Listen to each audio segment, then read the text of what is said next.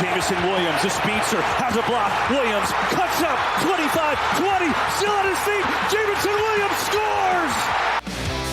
This is 365 Sports, powered by SicEm365.com. Here's Purdy with a lot of time. Steps into one. Launching deep, going for Brandon Ayuk. It is. Oh, he caught it off the ricochet. Penalty. Is he in? 365 Sports is presented by IdealMRI.com. High-quality MRIs for $497 or less. IdealMRI.com. Your health is important, so is your budget. Third down, four-man rush. Purdy in some trouble. Escapes, looking for the first down. He's got it and more. Brock Purdy with the legs inside the 30. 365 Sports is also brought to you by Texas Farm Bureau Insurance, protecting Texans since 1952. Here's Kansas City from the 19, throwing at the goal line, and it's caught by Kelsey for the touchdown. Have you subscribed to our YouTube channel? Search 365 Sports on YouTube. Brought to you by TFNB, your bank for life. 2nd and 8 from the 9. Jackson to Flowers. He dives. The ball came out. It's recovered by Kansas City. Did the ball come out before he broke the plane? 365 Sports is turbocharged by Unite Private Networks. Find out more at uniteprivatenetworks.com. 2nd and 10 to the end zone again, and it is intercepted. Intercepted by Deion Bush, who just came in 2 plays ago for Mike Edwards. Now here's David Smoak and Craig Smoak. All right, here we go. 365 Sports. It is the Smoak Show with Craig Smoak. I'm David Smoak. Garrett Ross here running the mothership. Paul is up in Kansas. He'll be watching and for the first time going to Allen Fieldhouse Saturday as KU plays off Houston. I've been asked to do not Houston. I've been asked not to say University of Houston. I was asked to say U of H, which is what I usually do. But now that I've been told to say U of H, I'll probably default back to the University of Houston. So that's on Saturday. We've got a lot to get to, a lot of news. Baylor got a pickup yesterday from a former commitment to SMU and a very highly rated player.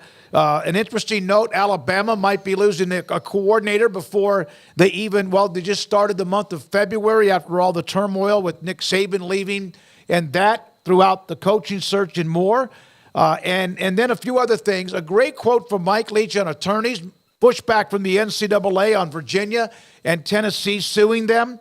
So much to get to, including today in high school football in Texas. It's called Realignment Day, when everybody, based on the class they're in, 1A through 6A, Division I or Division II, they find out not what class they're in, they've known that, but who's in their district that sets up who you're going to have to beat to make the playoffs, et cetera. And we'll get into that just a little bit because one of the defending champions, a well-known school in DeSoto, made a decision of where they will play, what class they will play. Craig Smoak. So here's Ryan Grubb. He, of course, was at Washington on that great run before losing to Michigan. He joins Kalen DeBoer at Alabama. And now Mike Rodak, and he's not the only one, but he covers Alabama, that now he is definitely under consideration to become the Seattle Seahawks offensive coordinator, according to Pro Football Talk, which could then send that thing back into who does Kalen DeBoer get if, in fact, he needs to hire an offensive coordinator? And it even now affects coordinators, Boston College yesterday to the NFL, and obviously Ryan Grubb, very highly thought of as an offensive mind. Yeah, Boston College's head coach leaving yesterday, Jeff Hafley, and that creating quite a conversation about if we're going to see more of this.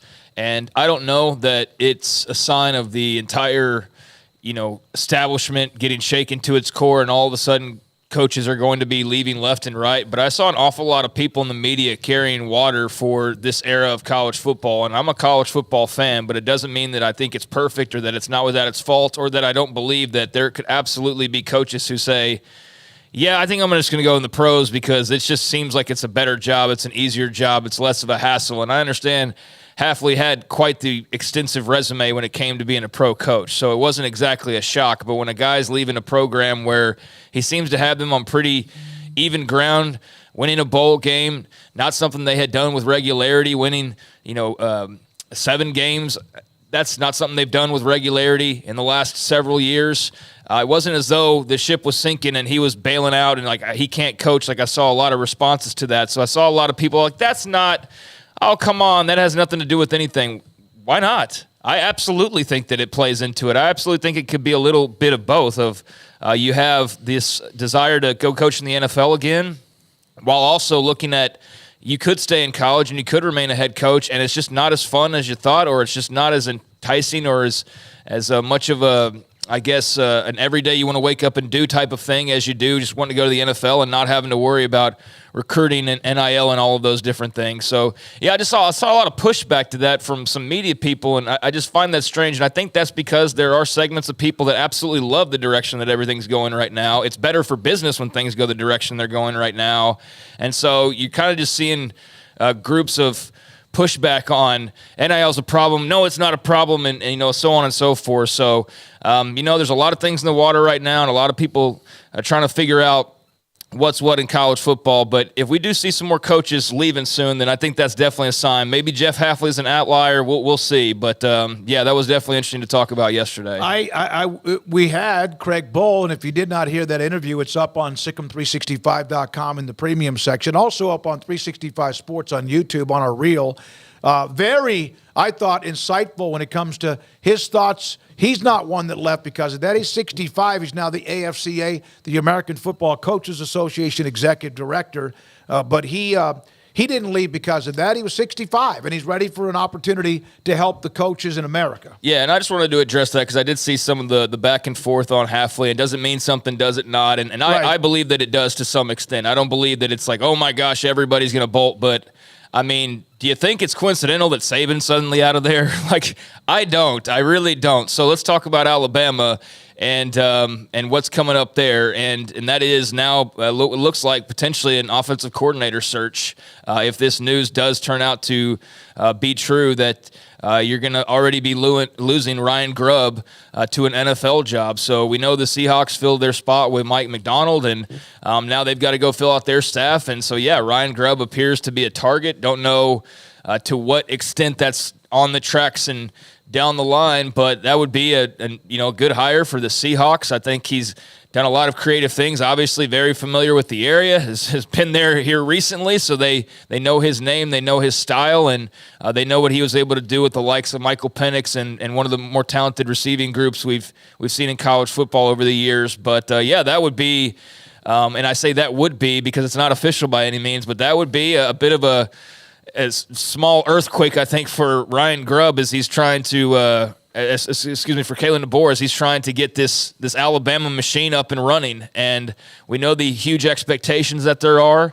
He's had a couple stumbles just when it comes to, recruiting and things like that. It's just trying to get everything in order in a short amount of time. And so to have your big OC hire that's not been announced officially, now maybe be out of there, and a guy that a lot of people I think were happy to have as the OC, that's a bit of a curveball you weren't expecting. So that's not the kind of stuff that I think you're typically used to. I mean, Alabama's had plenty of coaching searches and things like that. They had probably to replace coaches as much as anybody because they were off taking other jobs on every couple-year basis. But, yeah, that'd be a loss, and don't know how significant, because we'd have to see who he'd go and hire. But certainly when you're thinking you're going to see that Washington machine just kind of carry over to Alabama, that's something that's definitely of interest when it comes to what Ryan Grubb ends up deciding to do. All right, so here's a note that just came down, Garrett. I'm not sure if you have it yet. So with yesterday's news about Tennessee and Virginia suing the NCAA because of what Tennessee was being accused of infractions, NIL, et cetera, this is from Dennis Dodd, just came out. Arizona State in talks with the NCAA for a negotiated resolution in the 2.5-year-old recruiting violations case. No further postseason ban expected. Expect show cause penalties for some of the former staff. Herm Edwards, who's now back where he's really good on set for ESPN. And then you wonder about Antonio Pierce, who was on that staff, who was somebody who was named. He's now the head coach of the Las Vegas Raiders. So there's a note on Arizona State. And, of course, obviously they're just trying to probably tidy this up, know what they have going forward. But the news about no more postseason penalties is obviously a big deal for any program, no matter what sport it might be. Yeah, Herm Edwards caught line here recently about recruiting Brock Purdy. Did you see that story? I saw that, yeah. Talking about how he tried to recruit Brock Purdy and basically got called out and called a liar because that was not true. Don't know what the point of that is other than just to sound good. I don't know. That's just kind of bizarre, but so was the whole tenure for him at Arizona State. Antonio Pierce isn't worried about Arizona State NCAA sanctions. He's a head coach of an NFL team, so I don't think he's too worried about it. I don't think he probably cares one iota about the NCAA sanctions, but Herm Edwards I don't really think cares at this point either what people think, which is fine, but he left a mess in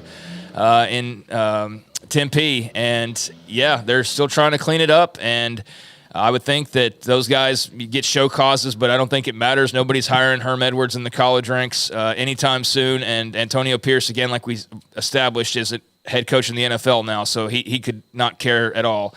But that's good news for Arizona State. Both those Arizona schools navigating some messy issues, whether it's finances or NCAA investigations, what have you. But if they can come to a resolution, that's always nice to hear, just to get it over and done with and not have the boogeyman looming over your bedside. Even if we think that the boogeyman's toothless at this point, there is still the power of the NCAA to levy penalties. And now, granted, you can go and sue them back and Penn State this thing, or you can just play along and have it drag out and eventually end up at a place where you like Baylor or whatever. But bottom line is you want to get it over with. You don't want to have that hanging over you. And so if they've come to a resolution, then there's a little bit of good news there for Arizona State fans, I would think. All right, couple of notes. We just got a super chat from S. Michael DeHart, West Virginia fan. $60 super chat. Wow, thank you. Smokey, Craig, and Missing Paul. And don't put that in our mouth. We're not saying, Garrett, did you say you were missing Paul? I don't know. No. I'm just joking. In honor of my 60th birthday on Sunday, here's my gift to you all for a pizza day in the studio. At David Smoak, at Craig Smoak, at 365 Sports, at Paul Catalina, and you should put at David. Thank you. Happy birthday, S. Michael. Tomorrow, we have kind of a birthday. We'll celebrate that tomorrow. We'll get into that when we started back almost now 4 years ago. Now, speaking, that. thank you, Mike. Speaking of the NCAA, and another Happy note, birthday, sorry. Alabama baseball coach. Remember this story about Bohannon, the baseball coach, and the gambling scandal about on the phone with somebody who's pitching whatever? 3 years. This is from a betting scandal. 3 years of probation, a $5,000 fine. 15-year show cause order for Bohannon. During the show cause order, any employer member institution shall restrict Bohannon from any athletically related position. If he becomes employed during the show cause period, he shall be suspended for 100% of the baseball regular season for the first 5 seasons of his employment. Alabama retaining Epic Global Solutions to provide a comprehensive gambling, harm, and student-athlete protection education program for student-athletes, coaches, and athletics administrators. He won't be coaching anytime soon, at least at the collegiate level. Yeah, Brad Bohannon, and just a front runner for, I guess if it was the Breakfast Club, like Donkey of the Day, but whatever the equivalent of that would be for dumbest move by a college coach in their respective calendar year, he would be the front runner for that. I don't know what other examples would even be appropriate, but this is by far just a story of doing really dumb stuff and should have known better as an adult. But I don't know if it was ego or narcissism or what the case may be, but when you read about how this all unfolded, you're just left shaking your head like what a stupid career suicide move it was to try and bet. But one example released by the NCAA, he used an encrypted messaging service to alert the gambler that one of the players for Alabama would be out for the game that day. Mm-hmm. Student athletes out for sure. Let me know when I can tell the opposing team, hurry, Bohannon wrote to a gambler. Immediately after getting the tip, the bettor attempted to place a $100,000 bet on the game. Like, who's placing $100K bets on college baseball games? I mean, if you are, then, man, you're, like, hot to try. Or just super Southern baseball fan. I don't know, but that just seems like a lot for a college baseball game. But what do I know about betting? Not if you have inside information. Well, the sports book also had their own doubts because they only permit a maximum wager of $15,000. Oh, man. So he's not really up on rules. He's trying to bet $100K, and they only allow $15K. So then there was more suspicious activity, and the the sports book was like, nah. They stopped accepting bets, so there was that. He refused to cooperate with the investigation, which also led to a harsher penalty. And the part about him in that text message saying, this guy's out for sure, let me know when I can tell the opposing team, is you're supposed to tell the opposing team of a guy who's not in your lineup injury. Instead, he's telling the guy in Vegas first. And, I mean, that's just totally off the wall and out of bounds and against everything. And so, he was worried more about his bets than just going by the proper protocols of alerting the other team about your lineup. And so they've got plenty of evidence, huge penalty levied by the NCAA. I don't think we're going to be getting any lawsuits about this one. He's, for all intents and purposes, pretty much done as a college baseball coach for the foreseeable future. And, that's going to be interesting to see if he's joined by very many people here in the coming years, or if this is kind of a one-off type of a thing and a lesson learned.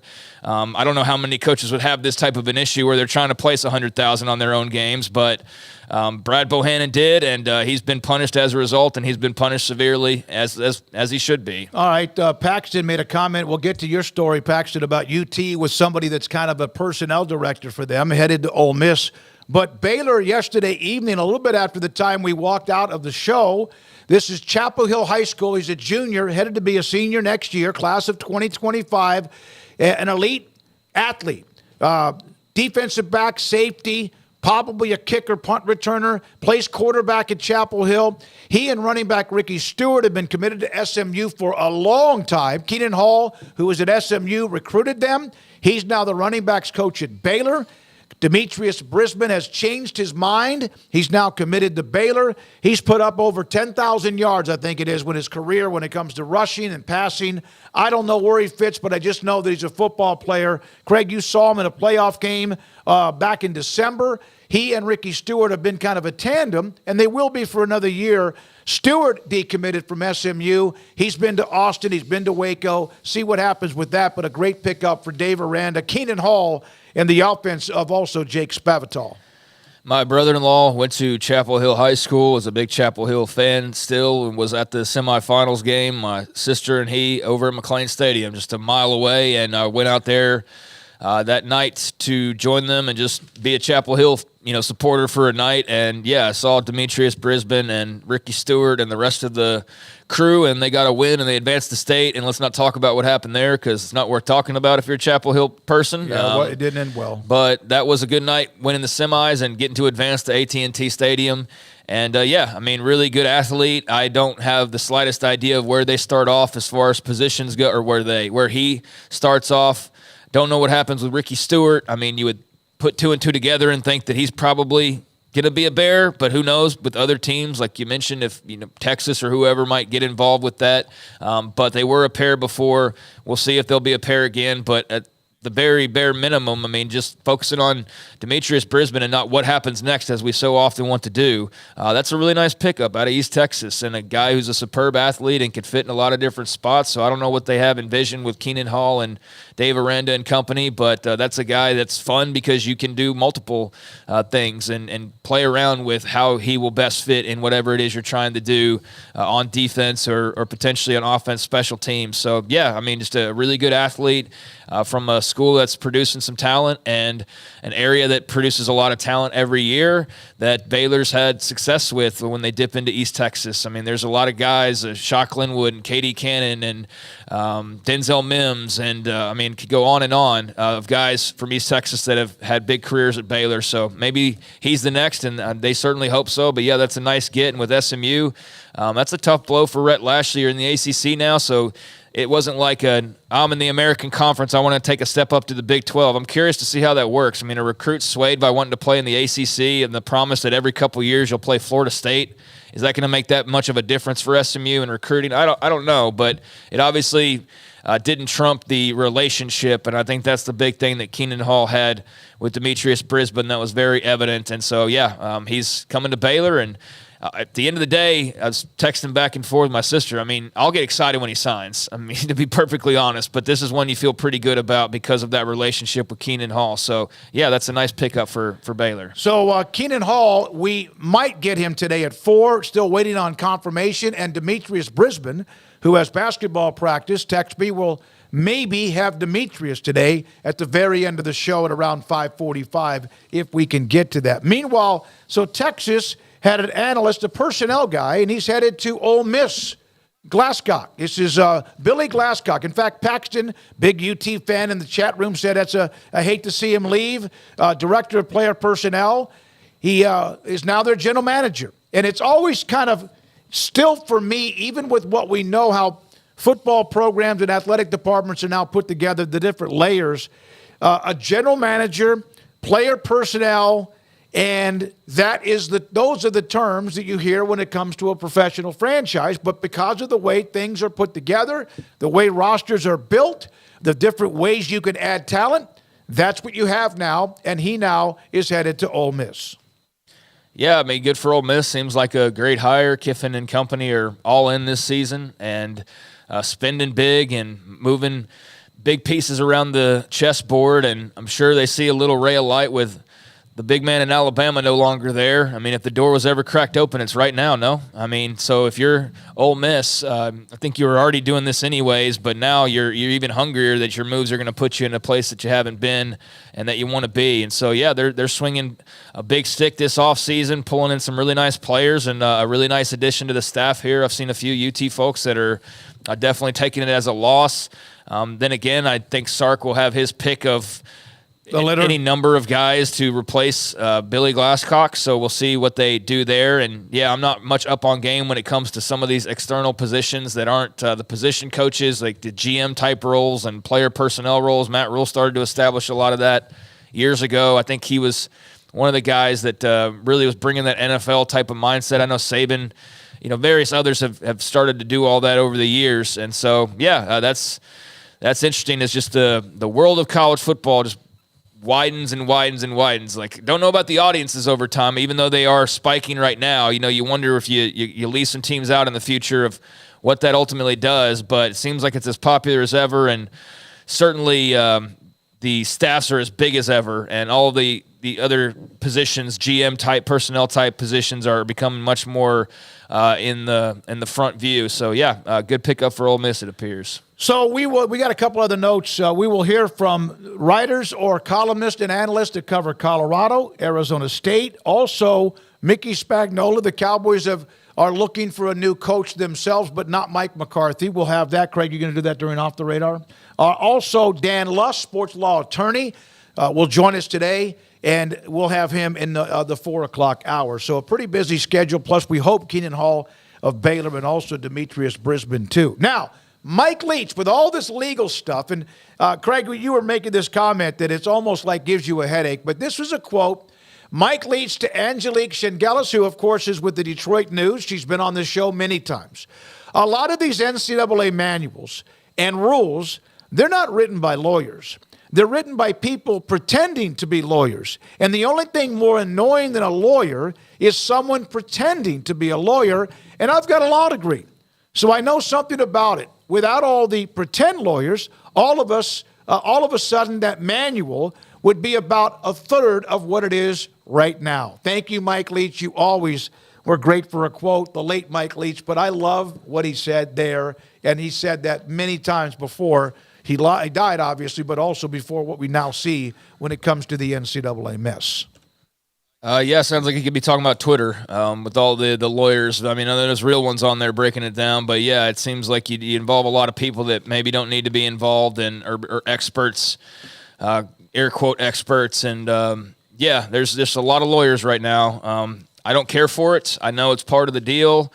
I understand that we can get a lot of content off of all of the external things going on with the NCAA, but there does come a line drawn when it comes to my interest level. And after a while, hearing a lot of the lawyer talk, I'm like, let's cut to the chase. Let's get to the end. Realignment, NIL, whatever it may be. Like, wake me when we get there rather than the plotting process or the he said when it comes to laws and people speculating. But I know that's part of the deal, and there's a lot more of that coming down the pipeline, more than ever. So it's just part of covering college football, and it's unfortunately for the late Mike Leach or coaches right now. I mean, that's part of what they signed up for as well, and some are choosing not to have to deal with it anymore. And to what degree that's I guess, a weight enough to make you change the game. Again, as we talked about at the very beginning, don't know when it comes to coaches leaving, Jeff Hafley, or if there's others and it starts to become a thing. But there are a lot of lawyers involved now, and I don't know that anybody other than other lawyers are really celebrating that too much. I don't think that makes it more fun for anybody unless you're just an absolute lover of chaos or you're a Florida State fan. Obviously, you really care about lawyer stuff right now. I get where it comes into play, and it's interesting, but there's just a lot of lawyer statements these days, and it feels like a little bit overkill at the moment. But you know what lawyers do? They also help those coaches. Some of them are their agents and also sign those contracts. Oh, I get it, yeah. $5 to $10 million. I just feel like we're talking about them sometimes more than we're talking about the actual sport, and I know they coincide or they cross over right now. So I'm totally aware of that, but it's just, it would be nice if it was a little bit less than we have at the moment, but they've got a lot of things to clear up, and so it'll be nice when we get on the other side of a lot of these issues. One more. We're not going to read this whole thing, but this from Ralph Russo, the Associated Press. This is NCAA released a statement about yesterday's suits from Tennessee and the state of Virginia, too. But the bottom line is one of the things, and we've discussed this, remember what Ross Dellinger put out yesterday? We discussed it with Paul Craig and also with me. It is important to remember that the NCAA member schools and conferences not only make up the rules, but routinely call for greater enforcement of those rules and holding violators accountable. In recent years, this has been especially true as it relates to establishing and enforcing a consistent set of national rules intended to manage the NIL name and image and likeness environment. So that's a statement from the NCAA, which they don't normally release statements about lawsuits they're involved with, but they're starting to get lawsuits. It's like bull in the ring when it comes to football practice. You took this way, you take a hit, okay, I'm fine, then here comes another one, and that's what the NCAA has become right now. Well, no, it's just a change in approach. I mean, they've decided to start speaking out more, and for better or worse, I don't know what that will look like in the end, but, I mean, that's their reasoning, and they're trying to put some of the blame on the schools. I think that's fair to a certain extent. I also think that they had the opportunity a long time ago to ensure that none of this would ever have been the issue that it is now. So it's a bit of the pot calling the kettle black. I mean, if you're trying to place blame on who's at the root of all of the mess that you've got right now with NIL legislation and things like that, it starts and ends with the NCAA, bottom line. And yes, the schools are culpable to a certain extent. I do agree that there's a lot of, we want rules, and then it's like, hey, here's a rule. No, we don't want that rule. And that doesn't get you anywhere. So I think from that standpoint, the schools are standing in their own way, and it's just sort of strange, but I also don't know what that's setting up ultimately. And if we are going to the big breakaway or whatever it is, it certainly seems like many are feeling as though this Tennessee move is the start of that Virginia move as well. Then let's go. Let's go to that place and let's get there to where we're going. We're the ultimate, breakaway of a super conference or 2 or 3 or Power 4 doing its own thing under its own rules or whatever. There's been a lot of chatter about it. There's been a lot of buildup for it, and maybe this is the thing that finally blows the top off that. I don't know, but certainly seems like that's almost what a lot of people are hoping for, and certainly what a lot of signs are pointing towards. So, I mean, eventually it just becomes too combustible, right? And eventually this just becomes stupid that we're doing the same thing like Groundhog Day with the NCAA. So, the schools do need to want to enforce the rules that they say that they want, if those are, in fact, the rules they want. And at the same time, the NCAA has nobody to blame but themselves. Yep, absolutely. All right, when we come back, Brian Howe covers Colorado. Thoughts from Deion land in primetime and the Buffaloes and Boulder on their first Big 12 schedule after being gone since 2010. Also, we'll check in with Arizona State. And a little bit later on, as we mentioned, Demetrius Brisbane, the 4-star quarterback, safety, athlete from Chapel Hill, just outside of Tyler. And by the way, Daniel was Craig's father-in-law that he mentioned,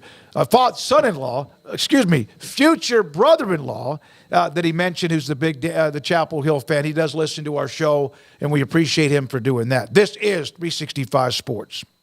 Stonewood Dental, Robinson, Texas. Dr. Steve Childress, my dentist.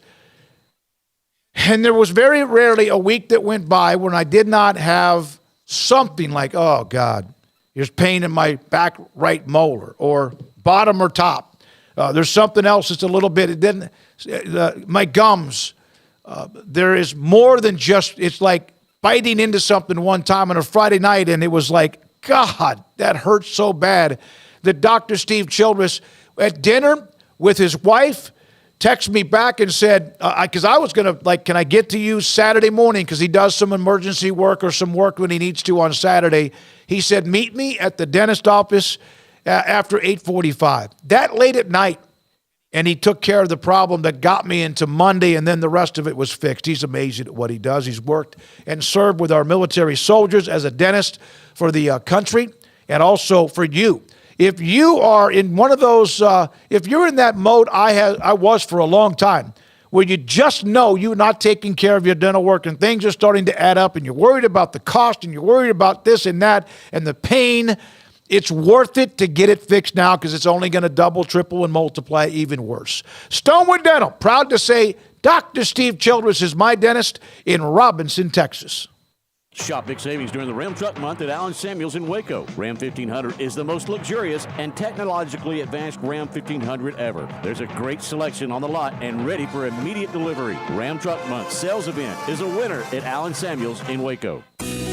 Let Camille Johnson Realtors guide you seamlessly through the process of buying your dream home or selling your current one. Commercial, farm and ranch, or residential, Camille Johnson Realtors can smoothly and successfully lead you through any transaction. With a team of 28 experienced agents who are excited about serving you, Camille Johnson Realtors services the entire greater Waco area. If you're in the market to buy or sell, contact Camille Johnson Realtors, 104 Midway Center in Woodway, or find them online at www.camillejohnson.com. Camille Johnson Realtors, elegant, charming, warm. Welcome home.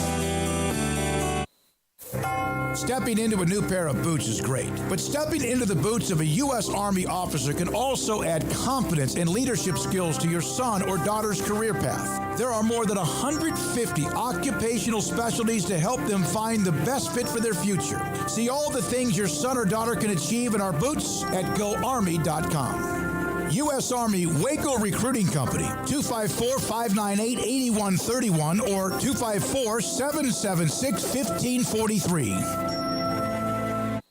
Our good friend Brad Boozer, Boozer's Jewelers here at 365 Sports. Now, Brad, people who watch and listen to our show know I'm a double-time customer for you, engagement ring and wedding band, and you guys do that great, but that's not all you do at Boozer's Jewelers. Absolutely, and I always like to say, it's a new year. It's a great way to start the year out. Go through your old jewelry. Go through your wife's jewelry box. Go through anything you're maybe not wearing, something that's broken, something that you're not using. We do a massive amount of custom work. We can take your old jewelry, old diamonds, old watches, and we can convert it into something special for you and make a one-of-a-kind piece of jewelry. And if that's not something you're interested in, a great thing is we can turn that into cash. So we buy gold, we buy diamonds, we'll buy Rolex watches, any kind of heirloom jewelry, anything that's maybe passed down to you. Boozer's Jewelers, where do they find you, Brad? We're at 1025 North Valley Mills Drive, right on the corner of Lake Air Drive and Valley Mills with the big clock on the corner. Let Camille Johnson Realtors guide you seamlessly through the process of buying your dream home or selling your current one. Commercial, farm and ranch, or residential, Camille Johnson Realtors can smoothly and successfully lead you through any transaction. With a team of 28 experienced agents who are excited about serving you, Camille Johnson Realtors services the entire greater Waco area. If you're in the market to buy or sell, contact Camille Johnson Realtors, 104 Midway Center in Woodway, or find them online at www.camillejohnson.com. Camille Johnson Realtors, elegant, charming, warm. Welcome home. Riverbend Liquor and Wine now has 2 locations to serve you. The original on Lakeshore Drive in North 19th Street and the brand new spot in downtown Waco at 600 Franklin Avenue. If you're looking for the best in craft beers or local Texas bourbons, then the original is the place to be. And for the latest trends and online phenomenons, head downtown to the Franklin location. Either way, you're going to get the same great variety, customer service, and speedy experience. Check out both locations on their Facebook and Instagram pages. Riverbend Liquor and Wine, Lakeshore Drive at North 19th Street, and now downtown on Franklin Avenue.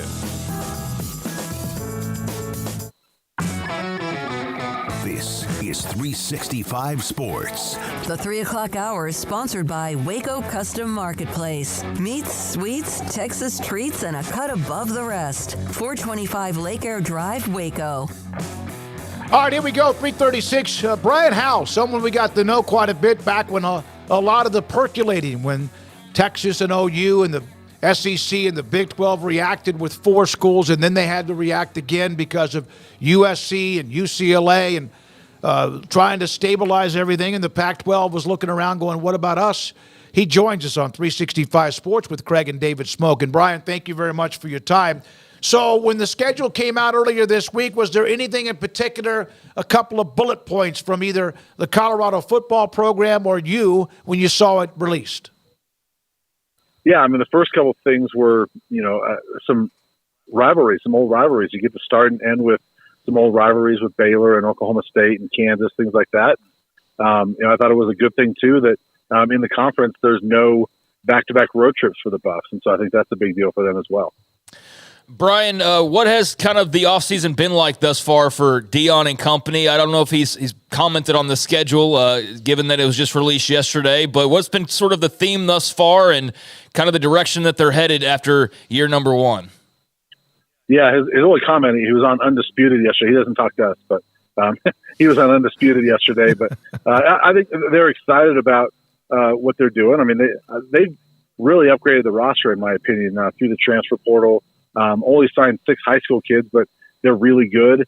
And then also, some really good transfer they've gotten. So I think that they're really excited about this roster and what they've got going into this next season. We knew that they were going to have some transition, not as much as the year before, but they had to fill the offensive line. And I watched your feed, and it was one guy after another, whether transfer portal or players coming in that were high school players. Could they have done it any better than they did in the end? No, it was actually kind of funny because there was an article that came out in The Athletic where they quoted anonymous coaches, and it was early December, and one of the coaches literally said, there's no way in blank you're going to find a new offensive line, and they found one in 3 days about 2 weeks later. So it was like 5 or 6 transfers, plus Jordan Seaton, the number 1 offensive line recruit in the country, committed, and that was all within about a 3-day period, and you really couldn't have done it better. Now, you maybe could have gotten, you could argue you could have gotten better offensive linemen than what they got. But, I mean, every transfer offensive lineman they've got was a starter at their FBS program this last year. And so I think that's an upgrade of what they got last year. Brian, obviously, you mentioned there having some old rivals in the Big 12. There's not going to be a Texas. They had some very interesting games with Colorado, no Oklahoma, obviously. But who would you say, kind of brushing the dust off the old Big 12, I guess, glossary there, who did you consider, or who do Buffs fans maybe get most excited about potentially when it comes to the older Big 12 schools? Well, I know some guys that played during those years, and obviously Nebraska was a big one. They're not here anymore. And Oklahoma was a big one. But, Kansas State is one that a lot of old Buffs are excited about. There were some, knockdown, drag-out games with the Wildcats over the years. I think they're excited about that one.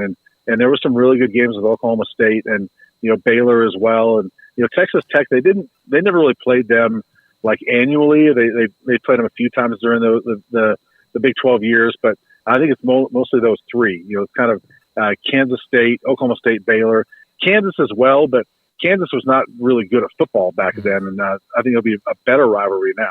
So, we had all the summer of no one knew, and then all of a sudden at the end of the summer, pop, everything happens. Colorado was the ones that said, hey, we're going to put our you-know-what out there. We're going first, and they did, and then eventually Arizona, Utah, and Arizona State. Is there still a lot of talk about the future, or is it right now more about right now? It's more about right now. And, Colorado does have its eye towards long-term, and that's part of what this move is positioning themselves to be, have a seat at the table at the next round of realignment, which we know is about 5-6 years away.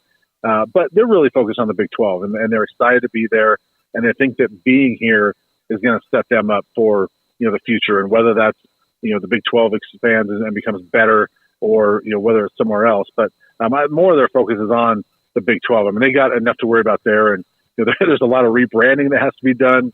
Just talking with somebody the other day, the amount of Pac-12 logos that are just scattered around the campus that have got to be painted over is insane. So there's a lot of rebranding stuff that has to happen. So I think they're pretty focused on right now. Yeah, but it's a fun treasure hunter, like a Where's Waldo type of game to find all the Pac-12 logos. So of the four coming in, obviously Colorado doesn't play itself, but they won't play Arizona State here in year number one.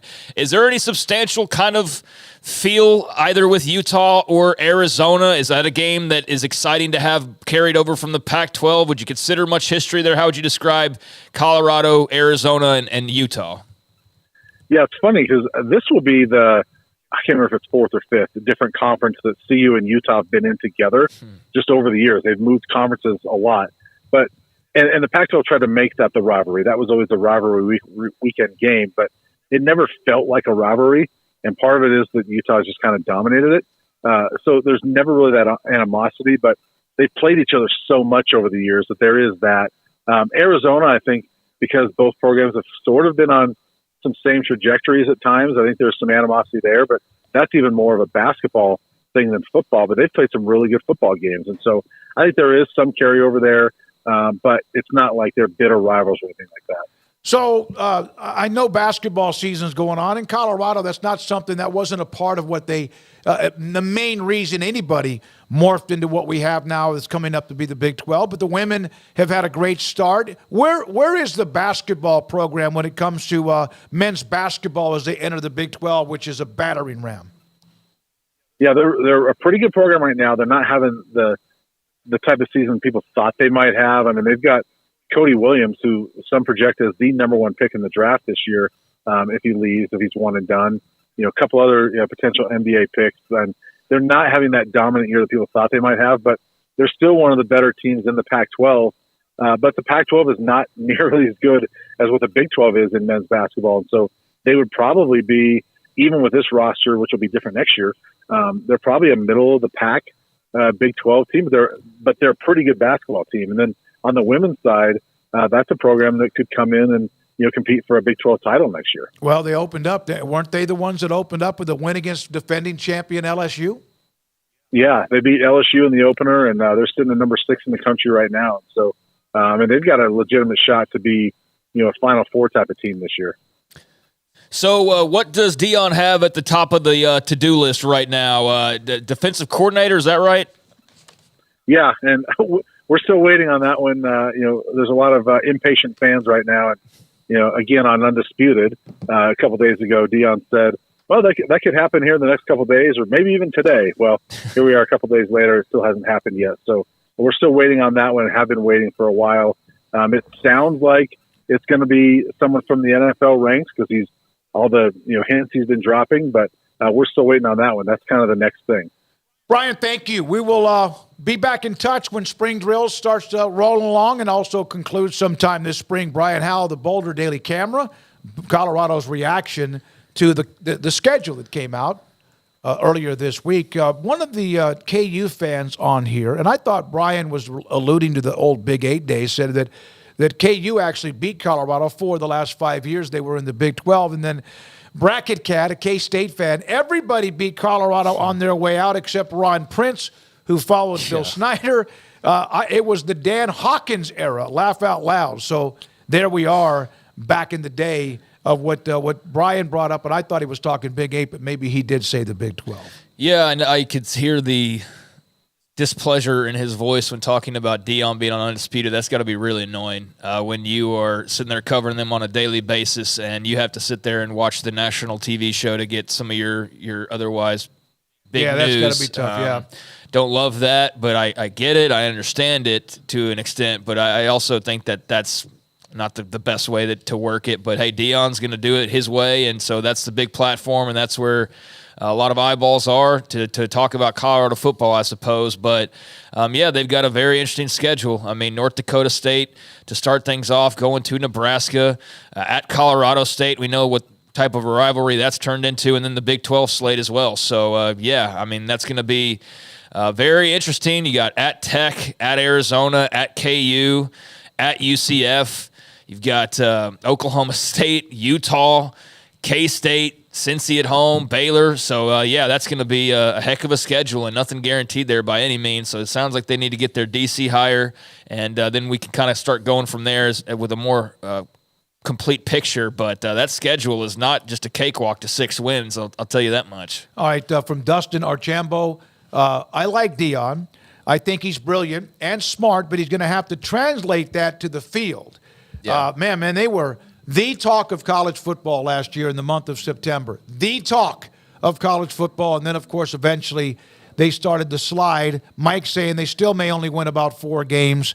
And so there we are with the reactions. Brian Howell, thank you for Colorado. Chris Karpman covers Arizona State, Sun Devil Source, with us with Craig Smoak and David Smoak on 365 Sports.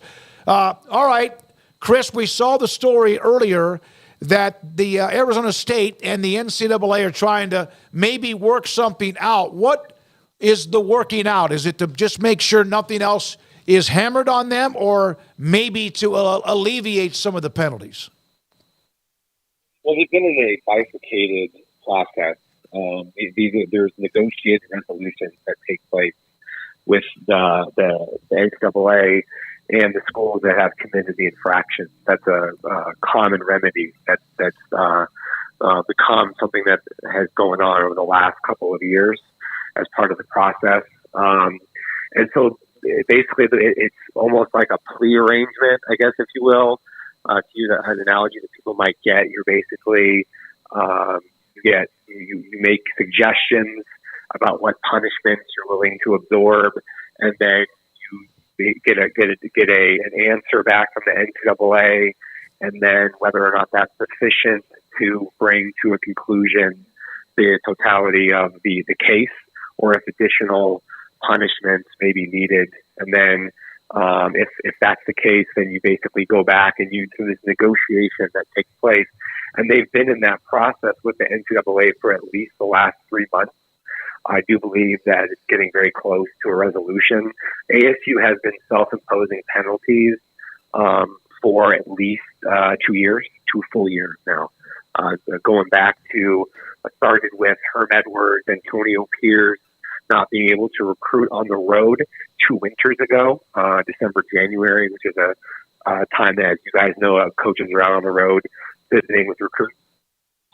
And then the other part of it is they have restricted the number of official visitors they've had on campus, the times that coaches have been able to go out on the road recruiting, including this month or last month, January.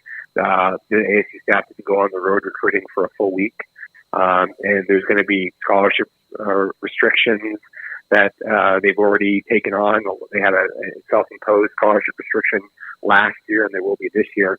So there, a lot of the damage that is a result of the NCAA investigation, it has already been absorbed via the self-sanctions that have taken place over a 2-year period, and they'll be probably concluding these.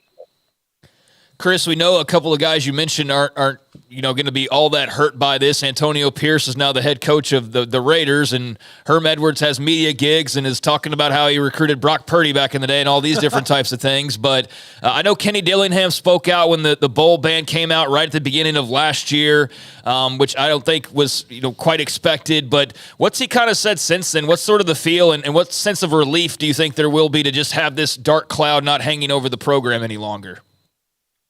Well, it goes back to the when they self-imposed the postseason ban a week before the season started last year. That was something that I had said much earlier on, a year or so earlier, that was going to eventually be very likely to happen. So that was a major thing. Of course, he knew coming in, taking the job at ASU, the situation was going to include a lot of penalties. Most of which were going to be self-imposed even prior to a final rendering of the NCAA on the program. And of course, these are things that you're operating kind of with a hand tied behind your back, and it's not preferable, but also it's not being catastrophic to them, particularly with so much of their roster being built via the transfer portal, short cycle recruitments that are not the same as have an impact as when you can't bring high school recruits onto your campus or communicate with them as much as you want, things of that nature. So it's certainly not preferable, not advantageous. It is a disadvantage, but probably not as severely restricted to what they've been able to accomplish since he arrived, and I think that that burden will continue to lessen over time through this year, and probably not have much of a factor on the program next year and beyond. Chris, obviously Arizona had turmoil with the Fish headed to Washington. Now they have Brennan, and Washington lost to Bohr, and it's kind of a year in spring and summer of transition anyway. Did any of that at all? Was there any shrapnel at all that affected Arizona State with all the changes? No.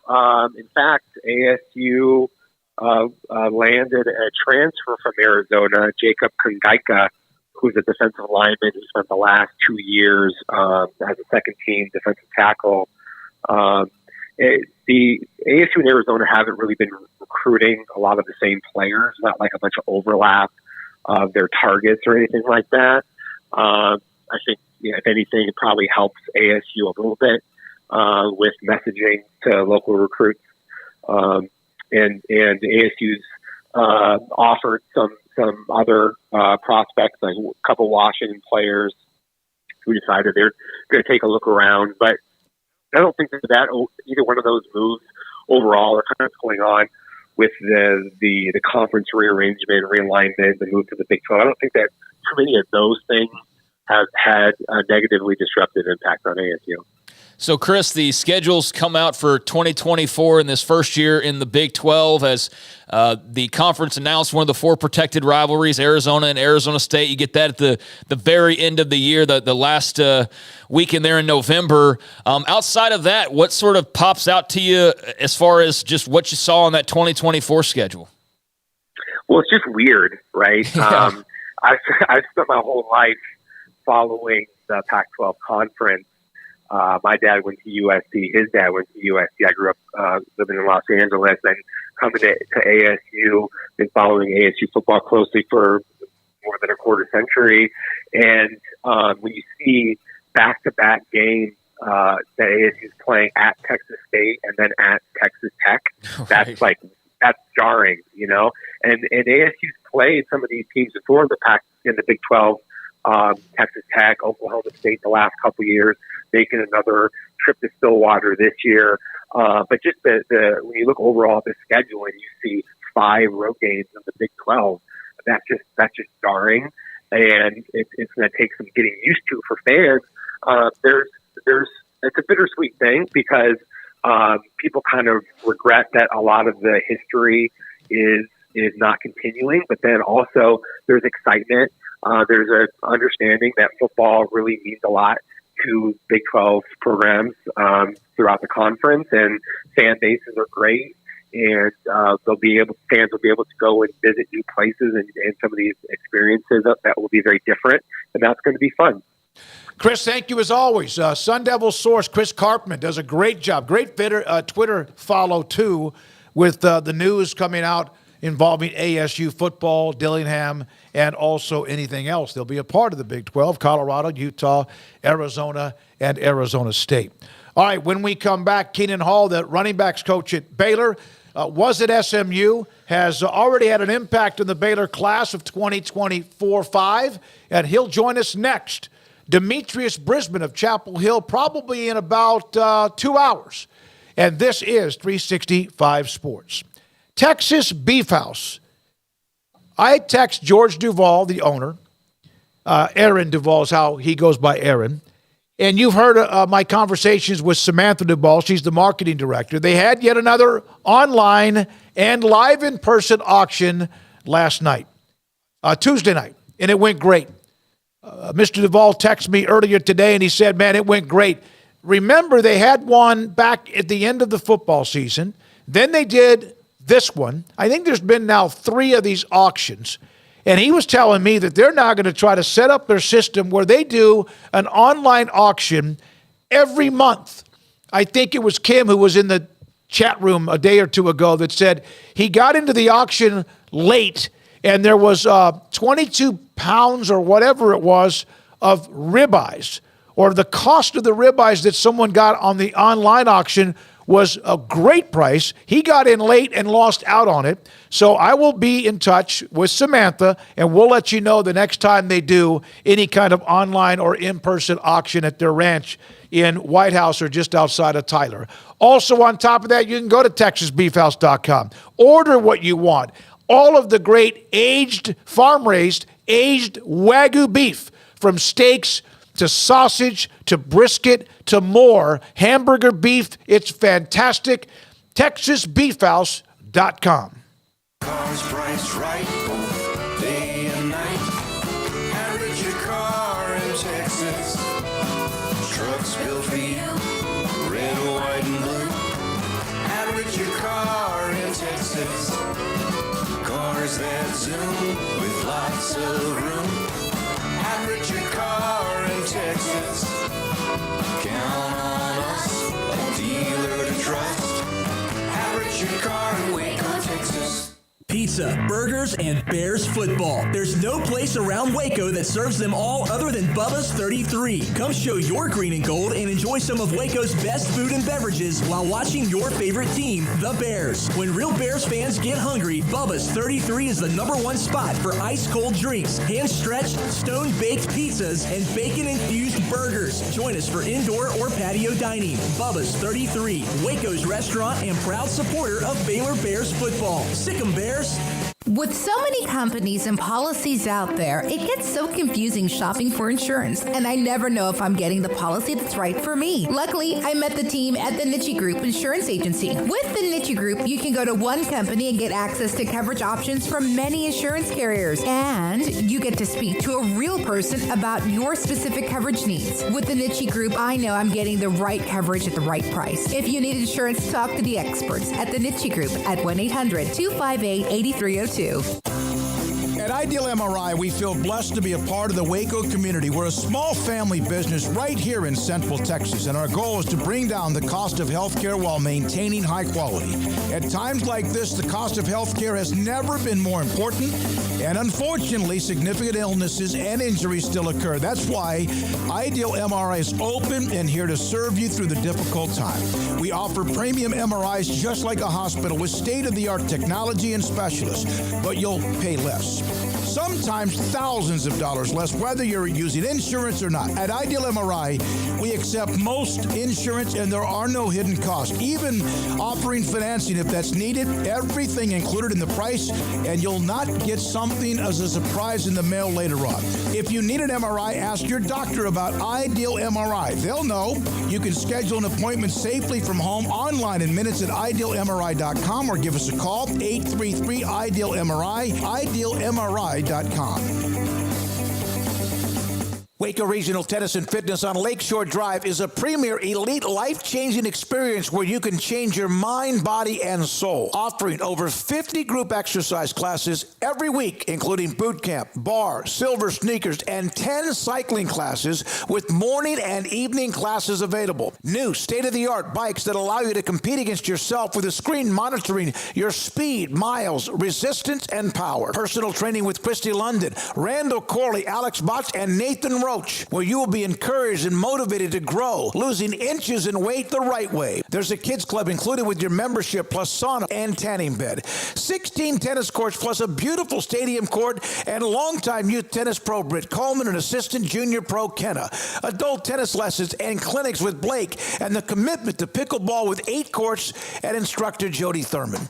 Visit the website at wacotennis.com next to Hawaiian Falls on Lakeshore Drive in Waco. 365 Sports is turbocharged by Unite Private Networks. Find out more at uniteprivatenetworks.com. 365 Sports, we start this 4 o'clock hour.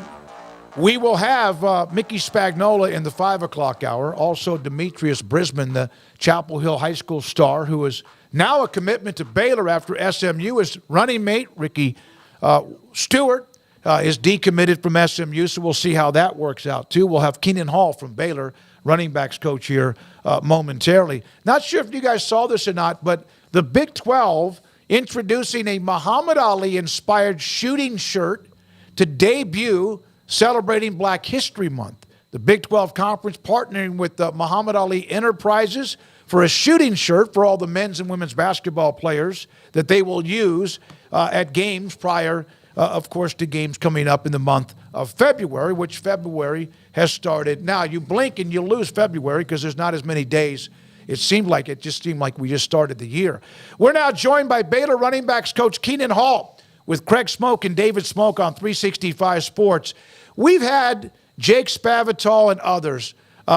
And Keenan, it was like last week they were talking about you had been on the road and you really hadn't even been in front of the team. The players you have now, are you all now getting a little bit more accustomed to who you actually have in your room?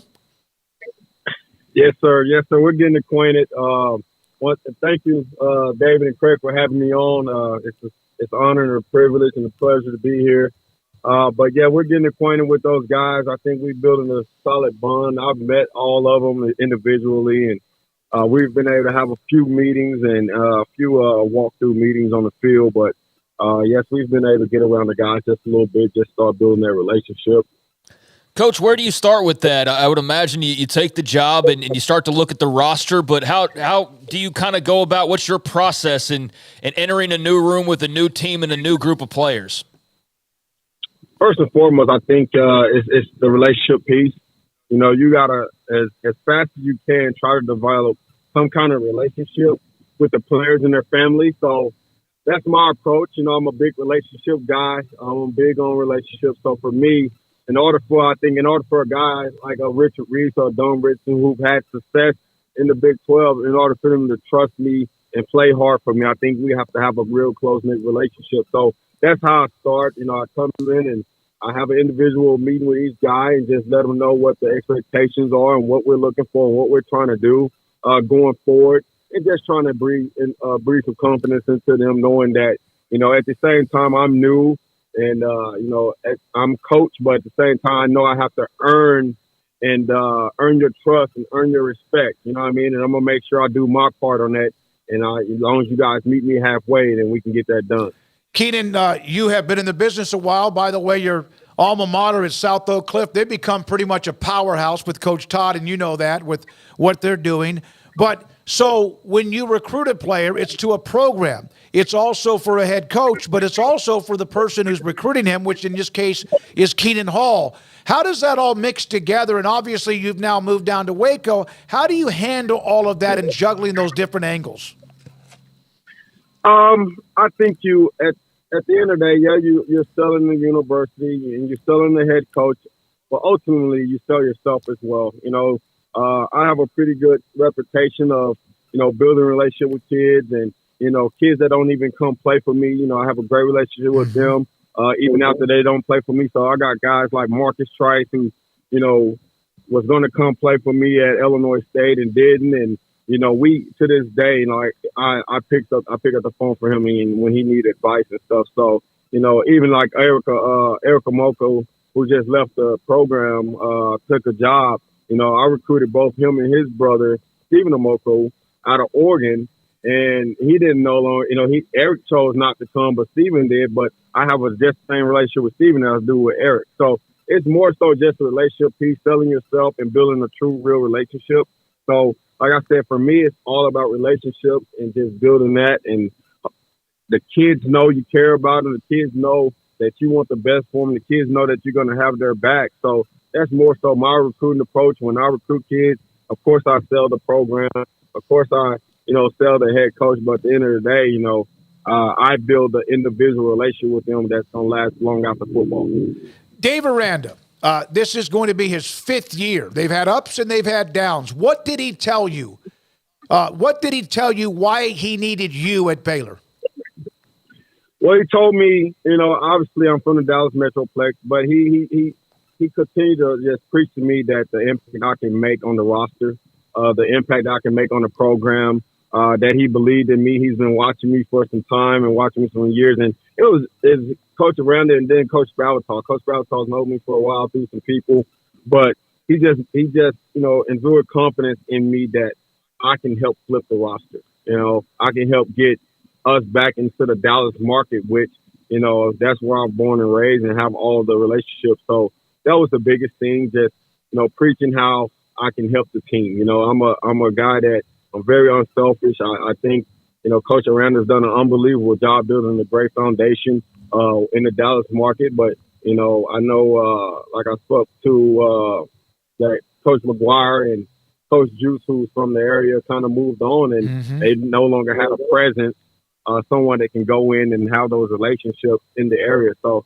I think that was a big piece of having someone that, have played with or coached with or, played against some of these coaches in that area that, when I walk in a room, I have a different relationship with them. It's more personable relationship, and they know my reputation. They know who I am. They know my heart, and they know that, I put kids first, and they know that I'm going to do right by their student athletes. So that was kind of the talk we had is, just the impact I can make on improving the roster.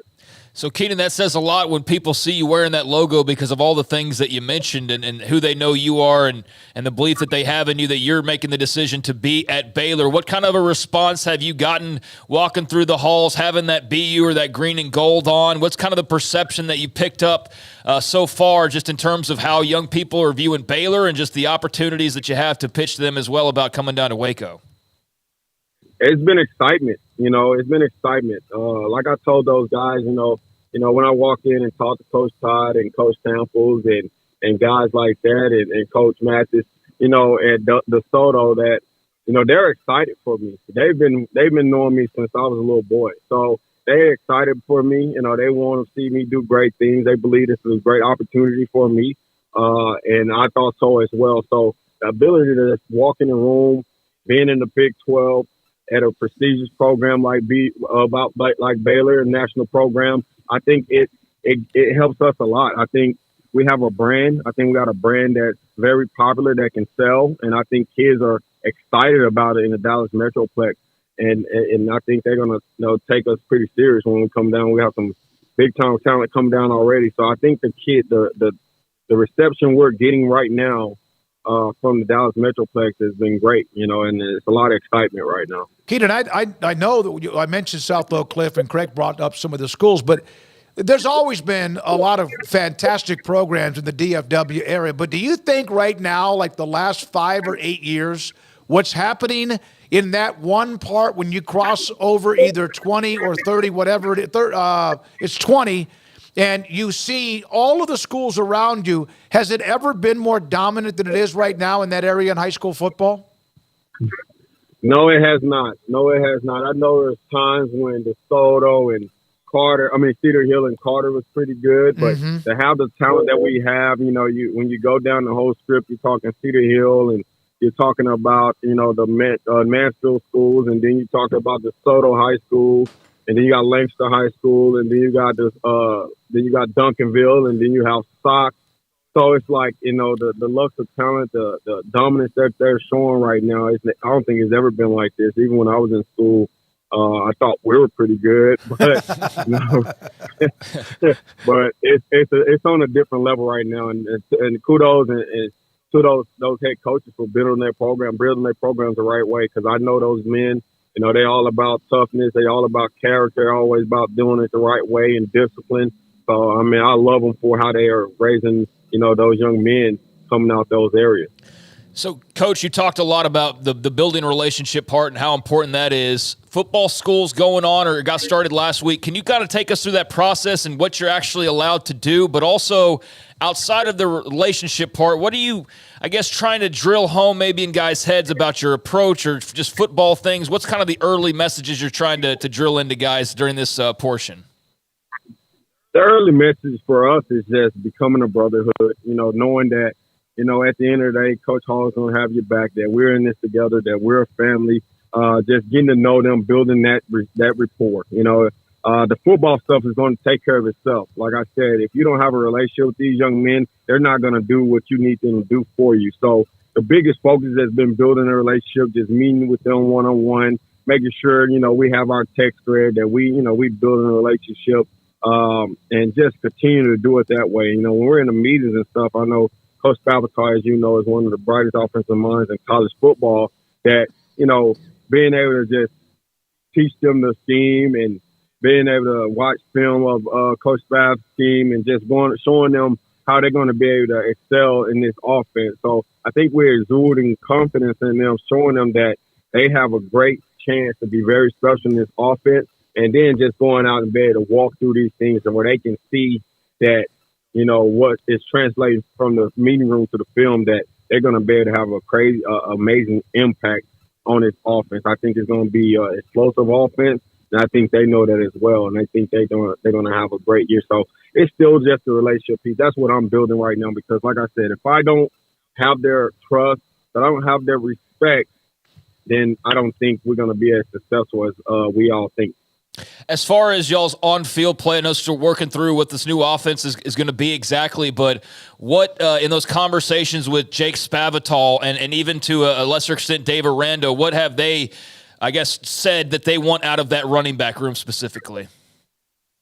They haven't really said. They just want consistency. Okay. They want guys that are going to show up every day, be the same guys every day, and just consistency. They want guys that's going to be explosive, that's going to run hard, that's going to, be tough guys that show up every day, be consistent, and do the right things on and off the field. That's pretty much been the message.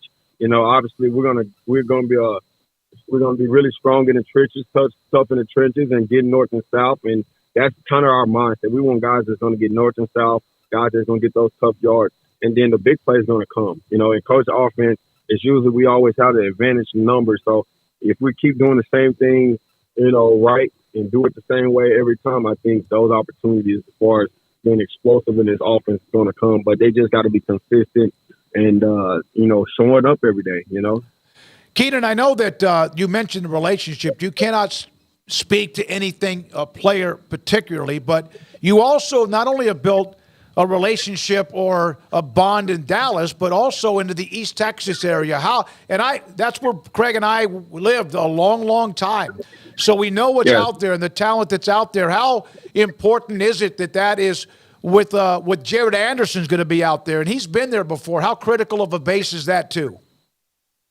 It's a critical base. East Texas football, man. You get some of those kids. They're some of the toughest kids, the most disciplined kids, hardworking kids that you'll ever meet. You know what I mean? So us being able to get out there and build those relationships, Coach Anderson has done an unbelievable job in his career, in his 25-year career, on building those relationships, and he has great relationships. I have some relationships over my time being at Illinois State, so I recruited the whole state. So I have my own, kind of personal relationships out there in East Texas, and my family's from East Texas. My dad's side of the family's from out there in Henderson, so I have roots out there. Whereas I can come in there and be myself and build those relationships. One thing about me, this is not an overnight thing. I've been coaching for 15 years now.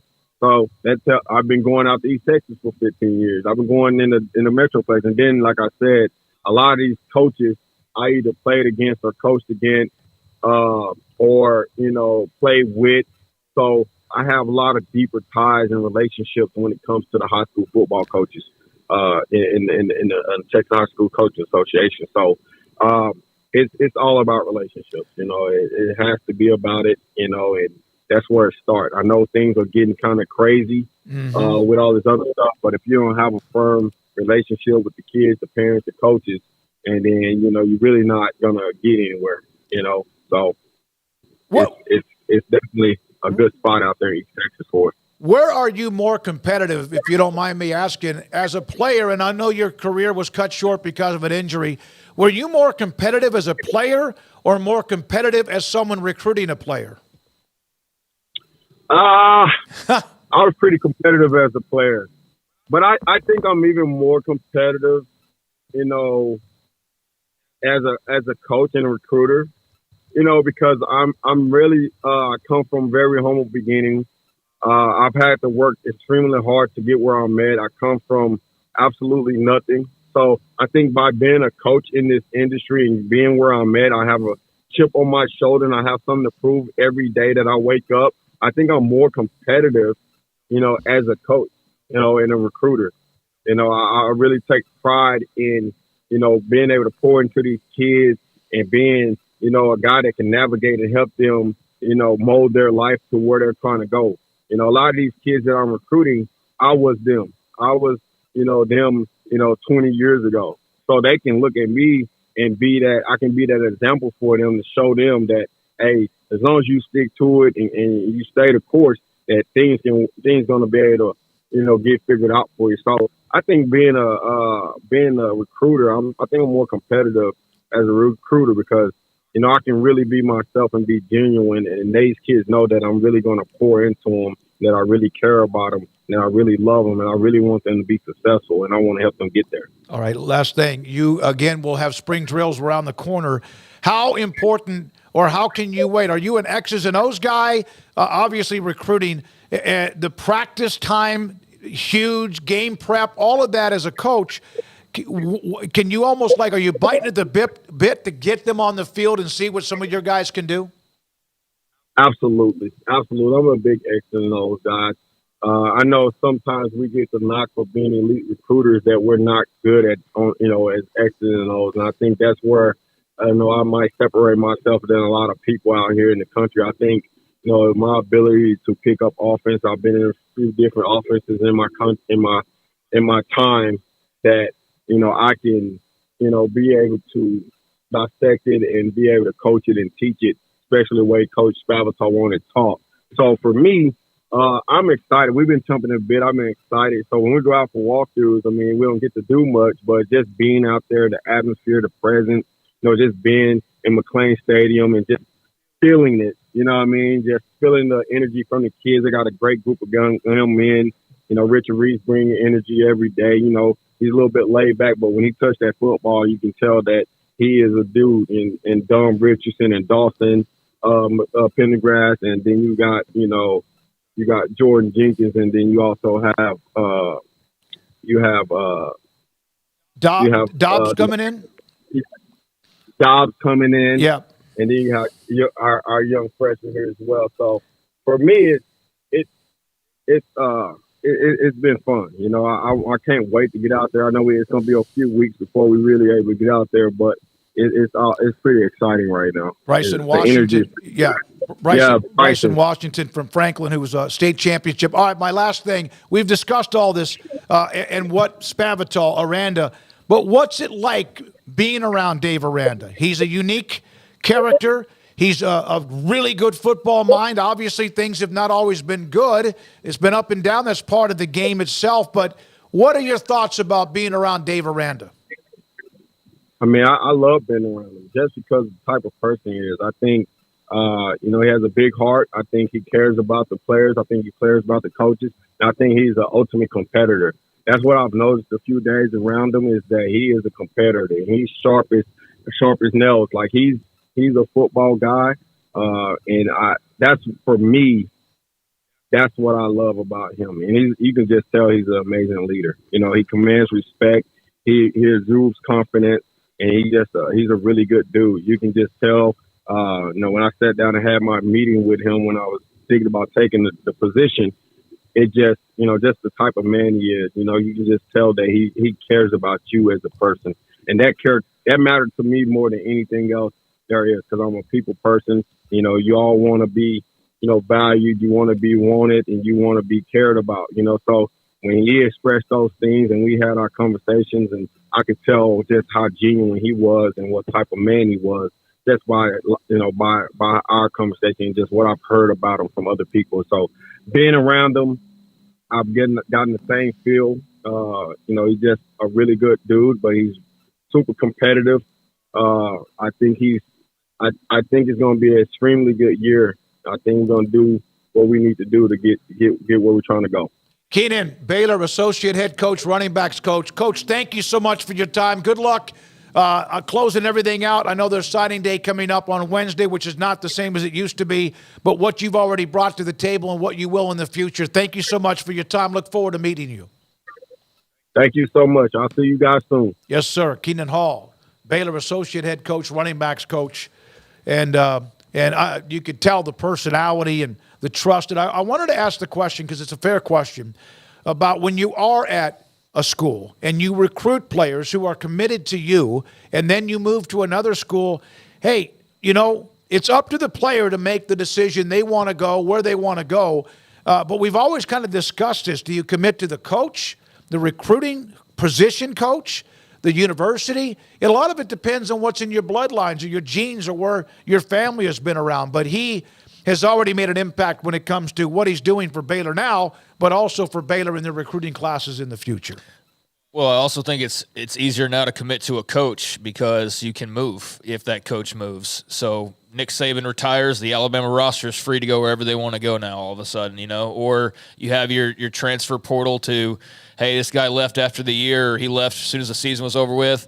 That's why I came here. So I do think that you should commit to the school, but we know that guys don't necessarily do that, and now, though, it's allowed if you are going to go more of the following the coach, you can do that a lot easier than you could in years past, but relationships are still very important. I still think you've got to love the school that you're going to, but it's easy to see why he and Baylor are going to be a great combo and have already started off on a pretty good note with the Demetrius Brisbane commitment and just all the different things that he's got going on right now, the tentacles out there in the recruiting world that he's working on, trying to get guys and plant seeds and do all of those things. And I think so far there's been great reviews of what he's been able to do and really just getting started. So, yeah, I mean, depending on what you want to do, there's going to be people who are Ohio State legacies that are just going to go to Ohio State no matter what. There's guys who go to Ohio State because they want to play for Brian Hartline because he puts wide receivers in the pros and they're stars.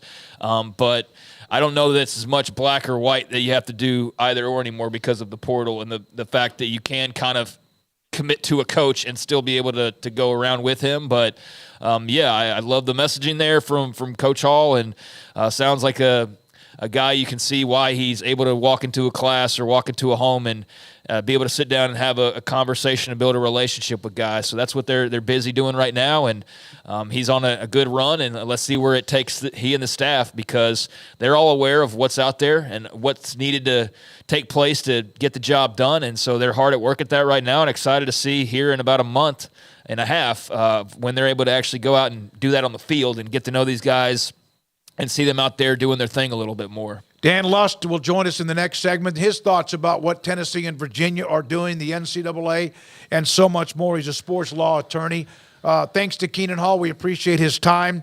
We'll have Demetrius Brisbane. I mentioned that a few times. He'll join us, depending on practice, his basketball practice, in the last part of the 5 o'clock hour. And this is 365 Sports. Pioneer Steel and Pipe. They have product that you need when it comes to building. Pipe, steel, and metal, a lot of it. Brand new location on Highway 6 and Loop 340 east of 35 in Waco. 1943, they opened up their doors, and it was a year ago, December 22nd, 2022. In December, they opened up this massive facility. But they didn't lose sight of who they are, what they've been, and how they got to where they are, where they could expand because of their success, and now have even more of what you need, whether you're a contractor or a weekend project-type warrior. If you need metal building help, advice, they are experts at it, and they also know the contractors who will do what you need them to do and not delay after delay after delay to cost you more time and money. Pioneer Steel and Pipe, pipe, steel, and metal. A 2,500 square foot showroom with over 1,000 new products on display. 1943, they opened up their doors, and they're as good, better than ever before, but will never lose the fundamental customer service, a handshake, and also wanting you not just the first time you come there, but repeat customers, and generational is what's also built who they are. Pioneer Steel and Pipe, Loop 340 and east of 35 in Waco, Loop 340 and also Highway 6 east of 35 in Waco, pioneerboys.com. Developed by Startup Waco, a nonprofit organization, GXG is a program designed to support the entrepreneurial development of Baylor University student-athletes through NIL activations. The program helps student-athletes maximize their platforms and offers a comprehensive support system for them to create and grow new businesses that not only benefit themselves, but also uplift the local economy. Fans who wish to support student-athletes can donate to GXG via the GXG NIL Fund, BaylorBears.com/GXG. Contributions to support NIL activations through GXG can be made at BaylorBears.com/GXG. For more information, follow @GXG_GreenXGold on social media and visit the official website www.gxg.startupwaco.com. GXG, empowering student-athlete entrepreneurship and uplifting the local economy through NIL activations. When we moved to Texas, we were like fish out of water. We didn't know anyone in our neighborhood until our Texas Farm Bureau insurance agent came to the house. She was so helpful and reassuring, a friendly face with that Texan hospitality I'd heard about. When we purchased a Texas Farm Bureau insurance policy, we knew we were making the right choice. We knew our family would be protected. Stop by and see our agents at one of our 3 McLennan County locations. Coverage and discounts are subject to qualifications and policy terms and may vary by situation. Established in 2007 and independently owned, Alliance Bank Central Texas is committed to helping families and businesses meet their financial goals. From their tellers to their board of directors, they know the importance of superior service and competitive products. Customers have confidence knowing that their financial needs are in good hands. It's your bank, Alliance Bank Central Texas, with 2 Waco locations, 4721 Bosque Boulevard and 191 Archway Drive on Highway 84, and at AllianceBankTexas.com. Member FDIC and equal housing lender. Waco Custom Marketplace is your hometown grocery store with a full-service butcher shop and bakery. Hi, this is David Smoak. The butcher shop can take your customized orders for seafood, pork, and poultry and custom cut your favorite steaks from bacon wrap fillets, sirloin steaks, bone-in ribeyes, boneless ribeyes, and even prime rib. Cut specifically the way you want, the thickness that you want. They're all delicious. They have Norwegian salmon, mahi-mahi, catfish fillets, sliced ham or turkey, variety of cheese, and several options of sausage links, and even regular jalapeno or cheese snack sticks, fresh chicken breast or whole chickens, sliced bacon, pork chops, and ground beef, marinated beef or chicken fajitas, and always large briskets and tri-tip available, plus fresh vegetables. So the great product, customer service, and tradition continues at Waco Custom Marketplace, a full-service butcher shop and bakery, open Monday through Saturday. The Bauer family, Waco Custom Marketplace, 425 Lake Air Drive in Waco, or WacoCustomMarketplace.com. This is 365 Sports, powered by SicEm365.com.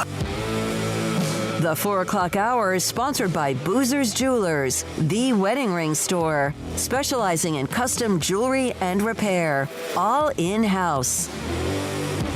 Now here's David Smoak and Craig Smoak. ESPN, Fox, Barstool, and also has been with us when it comes to breaking down things that I'm not smart enough to know and maybe sometimes don't want to know enough about. But Dan Lust at Sports Law Lust on Twitter does a great job.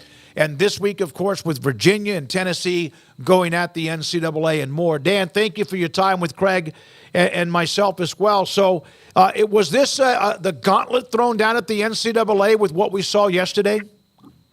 Yeah, I mean, I'll say this. I think we've been waiting for this lawsuit in the legal industry for maybe a year or two. I'm not surprised that it's a school like Tennessee to do it, a Power 5 SEC school. I am surprised it took this long, but yes, it's a big shot across the bow and one with ramifications across the country. So Danny White coming out very strong, their athletic director, letting it be known that they are ready for a fight. So can you kind of just break down in simpler terms for those not up on all the legal battles ongoing with the NCAA, just what this particular one represents and what kind of, I guess, things could come as a result of this potential lawsuit and this battle? Yeah, at a really high level, and I'll you guys know I'm a sports law professor, so I got to give you a little bit of history as we back this up. Sure. The NIL era has been around. We call it July 1st of 2021. Since that time, you can maybe count 1, 2 NIL punishments, and that was Miami women's basketball. That was like a year ago, and then nothing really else until this past month when you have the punishment announced for Florida State, that negotiated resolution. It becomes public. Florida football's investigation, and then Tennessee football. So all of a sudden, NCAA is starting to get back into their old groove of violations and enforcement. They hadn't really done it at all in the NIL era. So, Tennessee is nothing has happened yet. They've just, they've been given, I believe, a draft notice of allegations. It's nothing official at this point.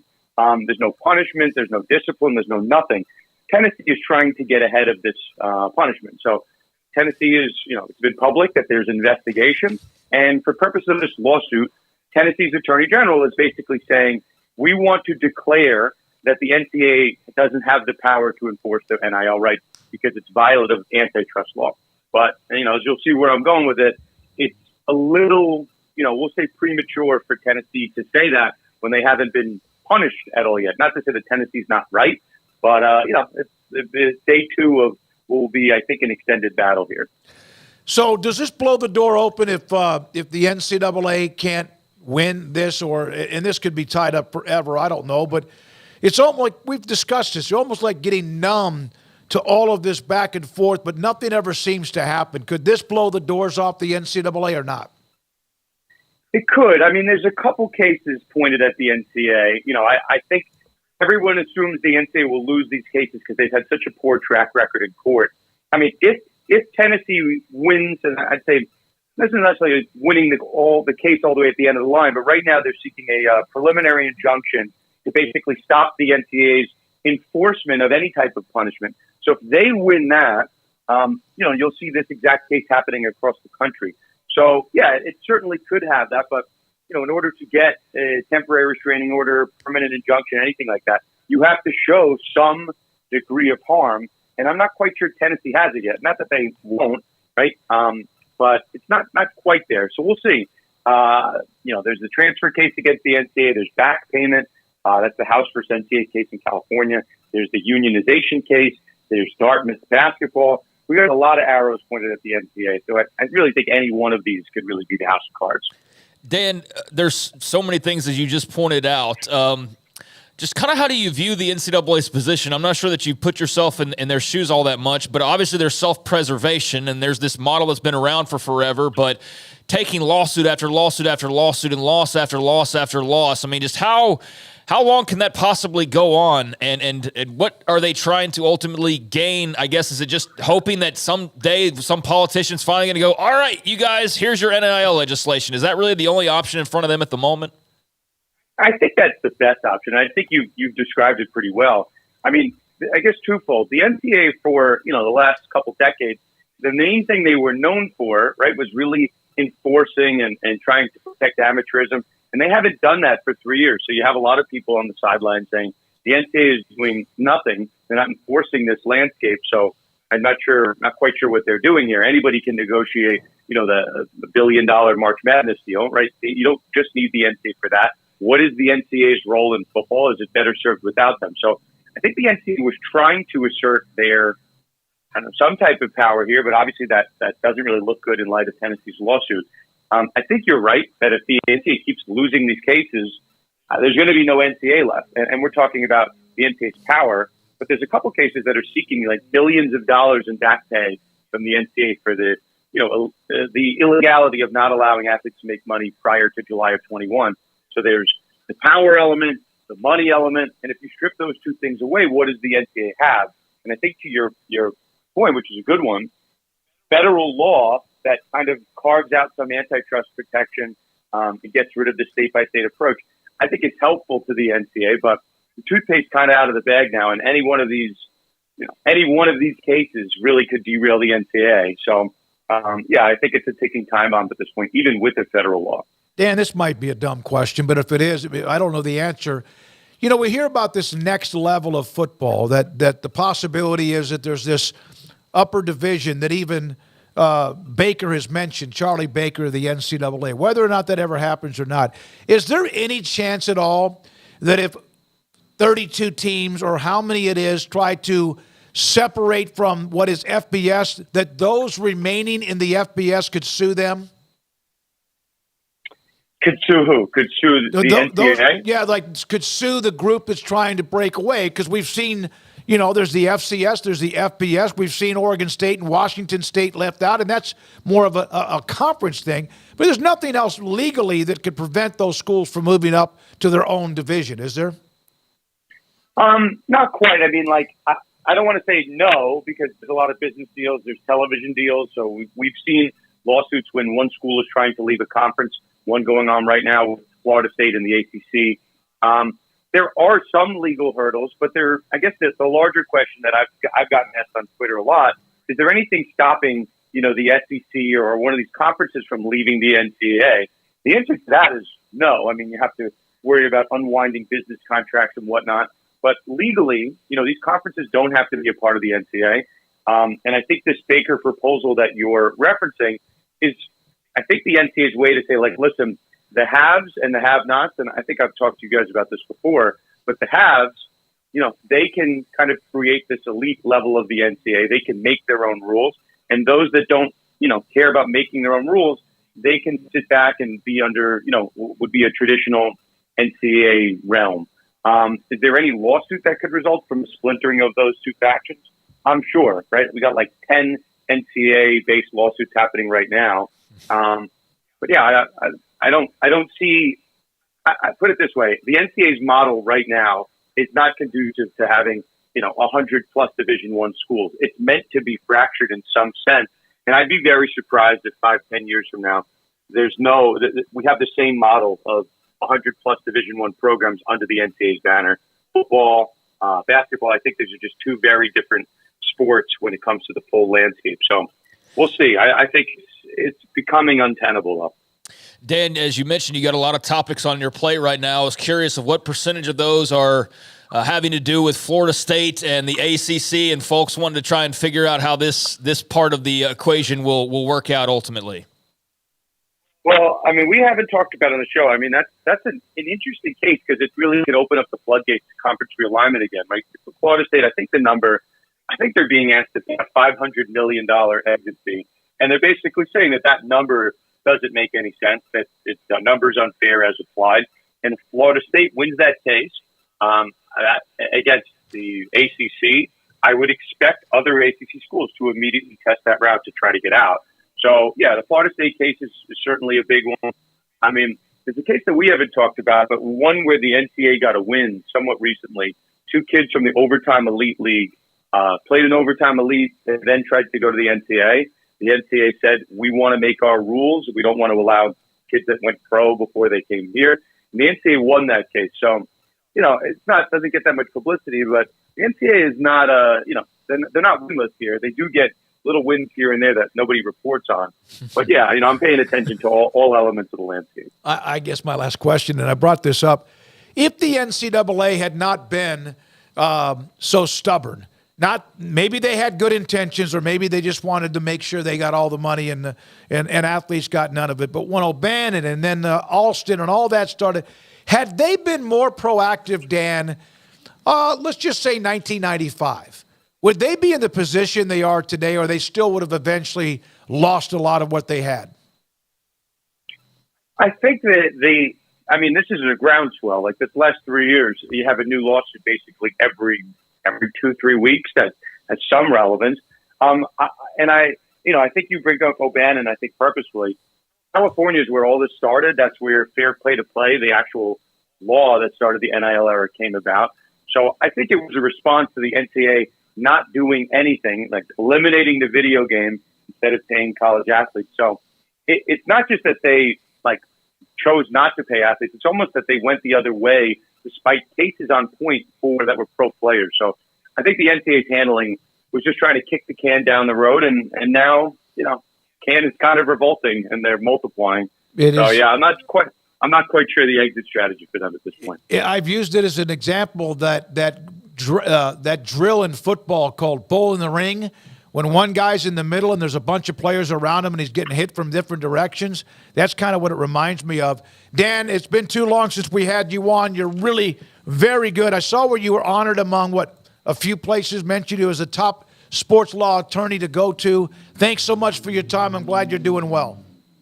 My pleasure, guys. Anytime. Dan Lust, Sports Law Lust on Twitter, and giving us just a little bit of his opinion and also some legal insight when it comes to the NCAA on many fronts.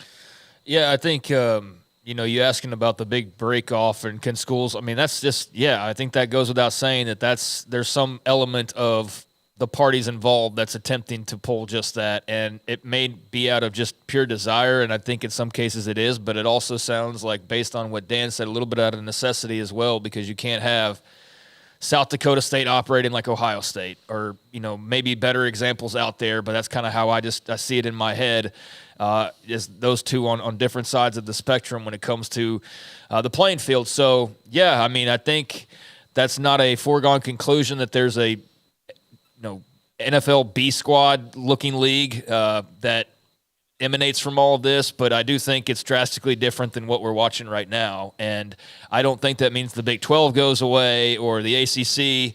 I mean, with them, we'll see. I mean, that could fade away for all we freaking know right now. I mean, that very well could if the lawsuit by Florida State works in their favor, and that does open up all of a sudden this massive door to the grant of rights not being enforceable, then yeah, everybody, I think, comes in swooping like vultures, even if they say right now that they're not interested, like the Big Ten did with the Pac-12 over and over again, which they were clearly lying the entire time. But the moment Oregon and Washington were available, boom, they swoop in. So, yeah, you can best believe that's what others are waiting on to see if that's, in fact, what happens. If it does, then, yeah, I mean, I think that just jettisons us closer to the two power conferences that are the most well off leagues. Yeah, that they do their thing and the others do something. I don't know. I don't know what all that looks like in the end, but it's becoming clearer and clearer by the day that there's just more of an elimination process that's ongoing. It's just we don't know quite what the cutoff line is to all of that, because I know there's somebody that will just say, as though it's factual, that, yeah, it will only be these two and nobody else. They'll play for their own title, and there's all sorts of guessing and assuming and speculating going on, and who knows who's right really in the end. But for all we know, it might still be kind of what it is, and there's still your Texas Techs and your TCUs and your Wake Forest that all still get to play in the same pool. But I think we're still kind of finding our way to wherever that place looks like. I don't know if that's within a couple years. I don't know if that's 5 years from now. I think a lot hinges on the ACC and whatever that looks like, for one. I mean, because all of a sudden if a bunch of teams become available and there's all of a sudden just 3 leagues basically that are viable. But yeah, that's what a lot of the speculation about Twitter and other, conversations with just your buddies and stuff is all revolving around right now, because everybody kind of sees the writing on the wall, but none of us really know the clear picture to what that all looks like. Speaking of the NCAA, Sam Ehrlich had this out there. Rutgers men's basketball player Jeremiah Williams has sued the NCAA, looking to get immediate eligibility on the Ohio versus NCAA preliminary injunction. That's just another story that is out there. You know what I wish we would do, and I know Craig's off the radar is coming up around the corner. I wish we could enjoy what we have now. It seems like, and I know that's not, it's easier said than done. Like, there are things you have in life that you have today, tomorrow, this weekend, next month. But it seems like we want to jump ahead to next rather than enjoy the moment. And I'm not trying to be philosophical. I'm not that smart. But and I get it. So Michigan wins the national title. By the end of the night, you have your favorites in Vegas of who wins next year, or your early. I get that. But can we not enjoy a little bit of what is going on now? And maybe that with social media and the way things are, I'm a full throttle guy, maybe that's impossible. Yeah, I understand where you're coming from. I also think it's a bit of the pot calling the kettle black, because, I mean, the day after the national championship, we're already talking about previewing for spring. So, I mean, we're all guilty of it, and it's a matter of filling content. To myself, but too. Yeah, absolutely. So, yeah, let's actually sit down and talk about the game, but it's like the national title's over with, and it's already like, Kalen DeBoer's going to Alabama, and who's he going to get in the transfer portal? I mean, that's part of the gig. So, yeah, I mean, I think that applies to every segment of life, but that's just also not realistic. And, the more you tell people, like, can't you just enjoy it, the more they're going to rebel against that and not, want to be talked to that way, at least the way that I've seen it come across when people try to press the brakes a little bit. We're just all full throttle all the time, and it's on to the next thing as soon as something's over. As soon as the Super Bowl's over, it'll be all about free agency and the NFL draft, and that will take over. And so, yeah, I mean, I'm sure Michigan fans are living in the moment, but for everybody else, your season didn't necessarily end the way that you wanted to, so it's on to the next thing. And when you got the recruiting websites that are telling you like, hey, it's on to the 2025 and 20. It's just never ending. That's just the way that we're conditioned now. So yeah, I mean, your idea sounds nice, but it's just not all that real to today's climate and to today's sports coverage and fandom in many ways. There might be an addition to one of your stories about a coaching change that is on Twitter. I'll show it to you during the break. When we come back, Craig Smoak and Off the Radar. We have Mickey Spagnola, 525. Good day to have him on today. This is 365 Sports. It is the Boogie Wonderland Father and Daughter Dance. February the 10th, discoverwoodway.com/events for more information. February the 10th from 6:30 to 9, Father and Daughter Dance Boogie Wonderland at the Pavilion at Carleen Bright Arboretum, 1 Pavilion Way, again in Woodway. Father and Daughter Dance will be February the 10th. Tickets are $35 a piece. To go online, discoverwoodway.com for more information. It's a night that fathers and daughters can share to remember memories forever. Enjoy a delicious dinner, awesome music, and a lot of fun activities. Come ready to disco in your best party attire or semi-formal wear. The Boogie Wonderland Father and Daughter Dance, Discover Woodway, always putting on great events. And this one, memories for a lifetime. February the 10th, 6:30 to 9, and at the Pavilion at the Carleen Bright Arboretum in Woodway. For more information, again, tickets $35 a piece. February the 10th, Father and Daughter Dance, discoverwoodway.com. Developed by Startup Waco, a nonprofit organization, GXG is a program designed to support the entrepreneurial development of Baylor University student athletes through NIL activations. The program helps student athletes maximize their platforms and offers a comprehensive support system for them to create and grow new businesses that not only benefit themselves, but also uplift the local economy. Fans who wish to support student athletes can donate to GXG via the GXG NIL Fund, BaylorBears.com/GXG. Contributions to support NIL activations through GXG can be made at BaylorBears.com/GXG. For more information, follow @GXG_GreenXGold on social media and visit the official website www.gxg.startupwaco.com. GXG, empowering student athlete entrepreneurship and uplifting the local economy through NIL activations.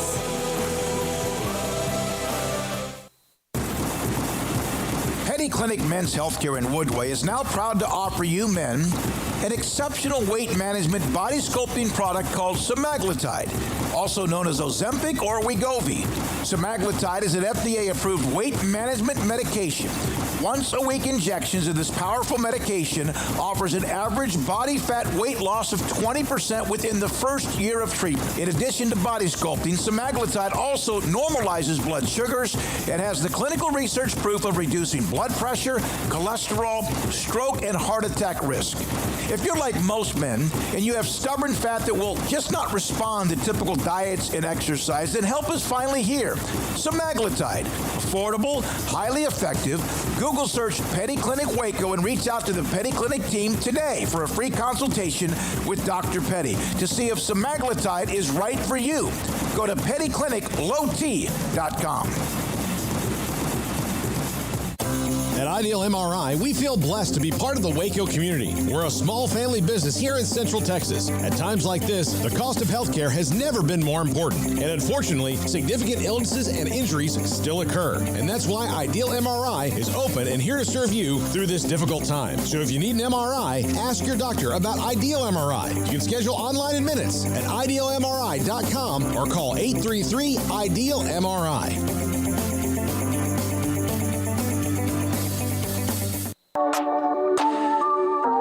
This is Craig Smoak's Off the Radar, presented by Alliance Bank. They take pride in making banking easy. AllianceBankTexas.com. All right, welcome into Off the Radar here on 365 Sports.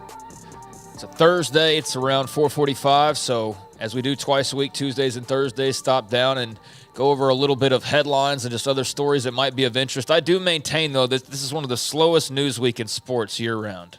I do believe that. Either that or the week of the All-Star game in the summer, baseball's All-Star game. Yes, that's when we're just begging for football, basically. This one, though, is just because I feel like as well there's the typical news and notes that you'd have for a playoff weekend or just the regular season. Obviously, you've got all 32 teams or 30 of the 32 teams playing on a regular basis, and you just got constant results and whatnot pouring in. But this week, with nobody playing in a couple of weeks building up to the actual Super Bowl itself, it does seem like it just cools off a little bit as far as the news cycle. But still got a few things to get to here, and that does include some NFL news, as we now know who's going to be coaching everybody next year, at least as far as the top jobs go. We learned that the Seahawks were going to be hiring their new head coach yesterday, and Mike Macdonald was the man that they decided to go with. We also learned today that he will be calling defensive plays, and is saying that it's going to be a little bit of a different personality than what you got when Pete Carroll was the head of Seattle for as long as he was. And I would imagine that is going to be just a weird departure for Seahawks media after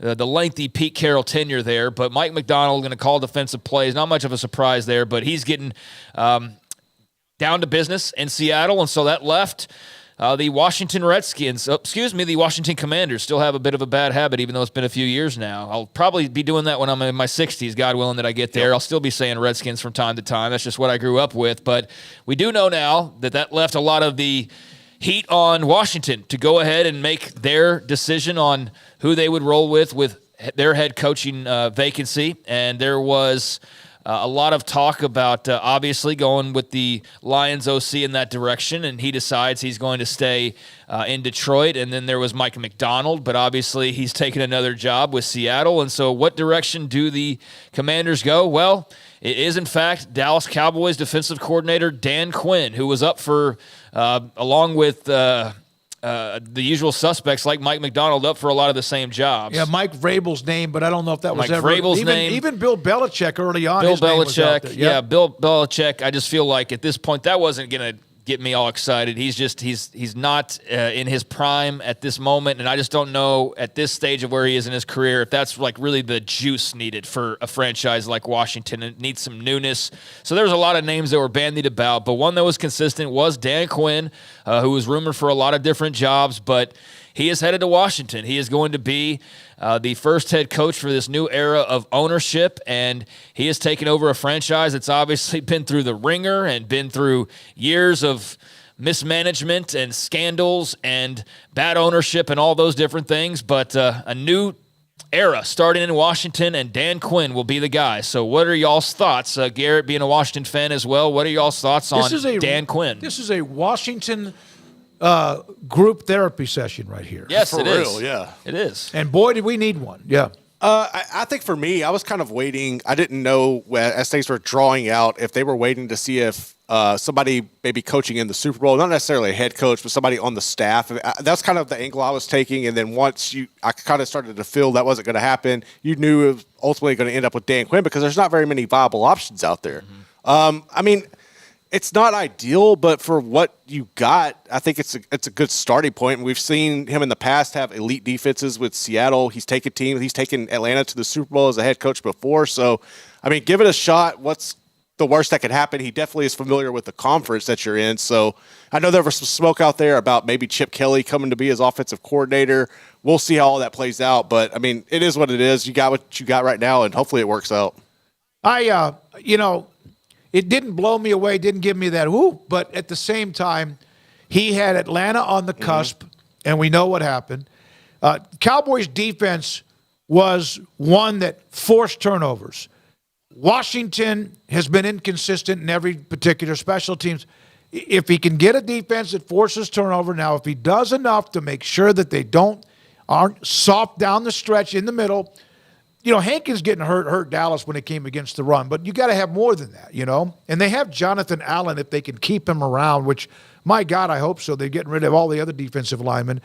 Of everybody left, unless Nick Saban was coming out of retirement to coach in the NFL, which he's tried to do, to me this is about the only option, what would be a considered good option remaining. And he's also going to be able to put a staff together already. It appears to be pretty good. Yeah, I'll get to that in just a moment, but that does wrap up the coaching carousel for the NFL this cycle. And so now we have all 32 jobs that are set, but Dan Quinn, the final hire, and he is headed to go head up a new era with the Washington Commanders, and they had the number 2 overall pick in the draft. You're thinking at worst you're getting Drake May, the quarterback from North Carolina, who I don't need to explain to probably all of our audience who that is. But, if somehow there's a curveball, then you're looking at Caleb Williams. And I guess if things got really wonky, maybe a Jalen Daniels. But, either way, it would appear that the obvious choice is to go and draft the quarterback at number 2 overall. So he will have that choice. Dan Quinn also already getting busy in terms of his staff, and he is expected to, according to Aaron Wilson, hire Cowboys defensive passing game coordinator Joe Witt Jr.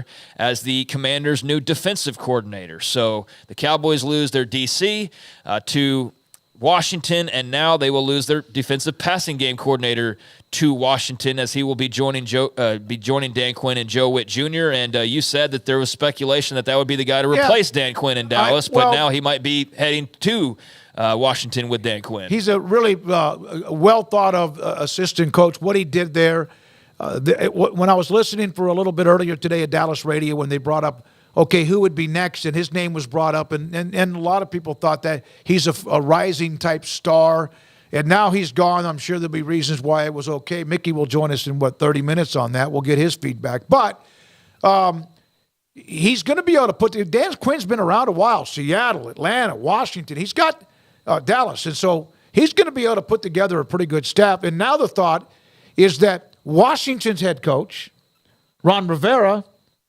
might be on the Cowboys' radar as their defensive coordinator because of the fact Witt no longer is a part of that safety net.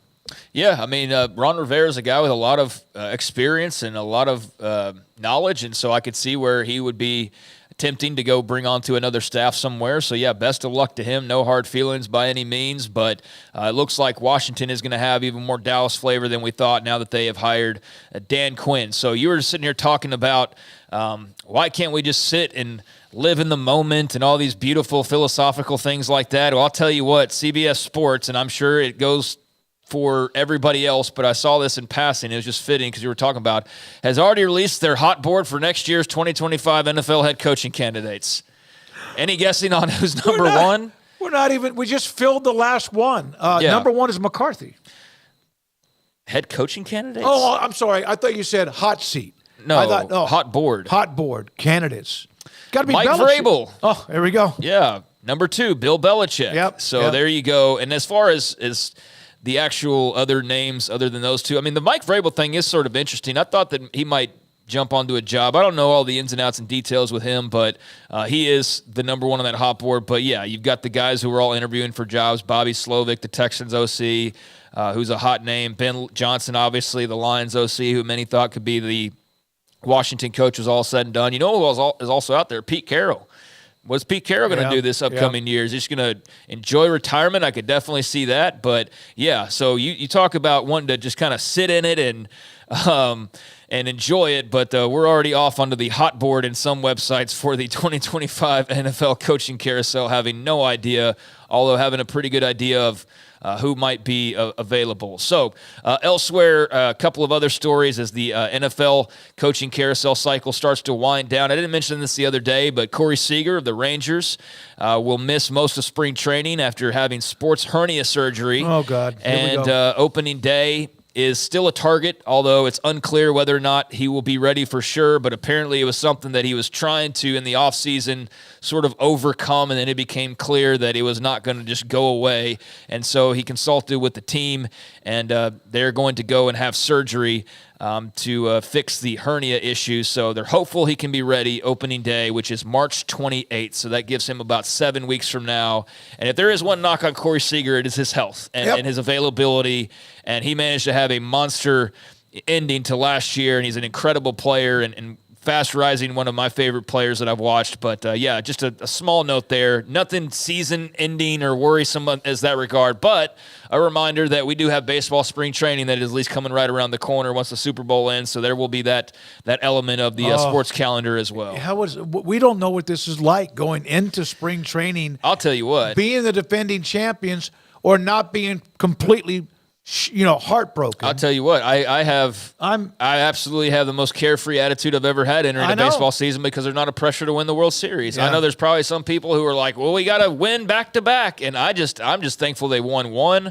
I don't have to be 70 years old sitting there going, just want to see the Rangers win one before I go, like so many people probably were, or were that way with the Red Sox and never even saw it, or the Cubs or whatever. I mean, I got to see my team win a World Series, and if they never do it again, I will die happy, but I would like to see them do it again. I'm just not going to put that pressure on back-to-back campaigns, but that is notable because obviously he is an incredible player. Elsewhere in baseball, the Angelos family is going to sell the Baltimore Orioles to a $2 billion partnership for $1.725 billion. And how about this, fellas? Peter Angelos, who is the head of the group that bought the Orioles back in 1993, any guesses as to what he bought the Orioles for? Now, granted, there's inflation, so it's not a 93 apples-to-apples comparison, but in 1993... I'm going to say for $100 million.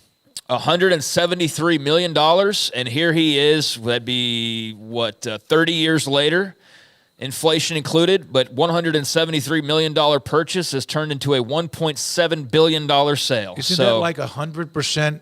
It seems like more than that. 173 million to 1.725 billion. I'm bad at math, so maybe you're right. That billion? Billion. Yeah, billion. That's like 1,000% increase. Yeah, I'm sorry. Yeah, okay, 173 million to 1.7 billion. So that's the 30-year, I guess, raise in the price tag for the Baltimore Orioles. So the Angelos Group selling the franchise to David Rubenstein and Mike Arrighetti, according to Puck News. They're from the private equity world, as we just love that term in sports these days. And so there's more private equity entering sports. My calculator on my phone won't let me get to the billion level. They won't get me to 10 That's a pretty numbers. Substantial increase. Yeah. But yeah, the Angelos family, Peter Angelos purchased the Orioles in 1993. He's not really been involved as he's been dealing with an illness the past few years, but that's all clear now. And so the big question is how much support. They got some really good young players. You saw them play the Rangers in the first round. Guys like Gunnar Henderson and others that are really promising young talents. So just a little bit of a change in leadership over there for the Baltimore Orioles. Also, sad news in college baseball today.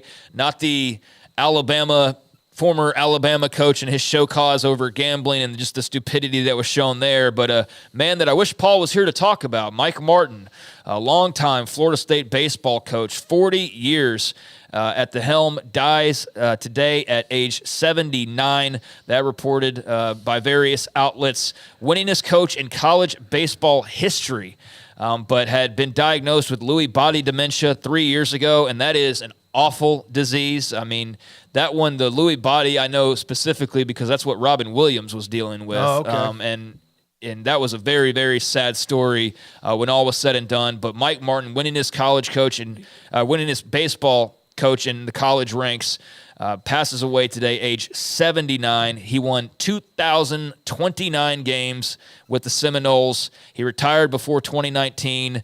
Like I said, winning his coach in college baseball history, winningest coach in NCAA history, won 19 conference titles, went to the NCAA tournament 40 times, 17 College World Series appearances. But the one caveat, and Paul always brought this up, could not win the Natty. Yeah, it's unfortunate. Could not win the Natty, but was able to make it to Omaha in his final year. They weren't able to accomplish that. But, yeah, sad day in Tallahassee.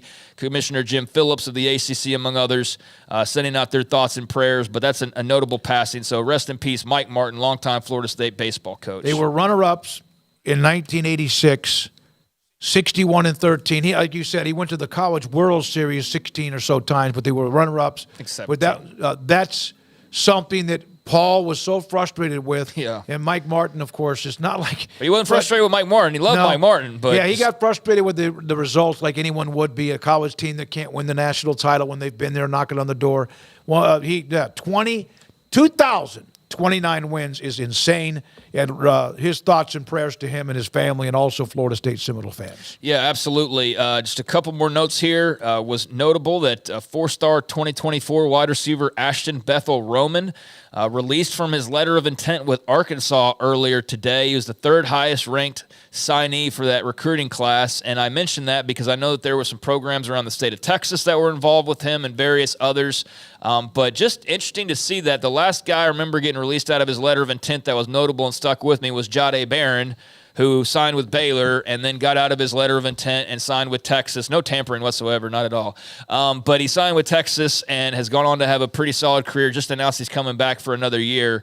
And I know it's happened in between then, but just doesn't happen all that often, it feels like. But, man, you sign and your coach didn't leave, but you're already getting released to go sign elsewhere. I'm sure there's plenty of reasoning and all of that, but that just seems kind of weird, like that doesn't even necessarily matter all that much. Yeah, it doesn't even matter all that much. So Ashton Bethel Roman, a four-star 2024 wide receiver who signed with Arkansas, released from his letter of intent, and now free to sign, I guess, wherever else he so chooses. And wanted to make a mention that last night as well, we did have a notable loss in the Big 12 women's race, and that was Kansas State getting knocked off their perch by Oklahoma. So the number 2 Wildcats were unbeaten in Big 12 play and get knocked off by the Sooners, who are unranked 66-63, and that is created a trend now where the number 2 team is losing almost every single week when it comes to the polls. But just wanted to shout out to Oklahoma's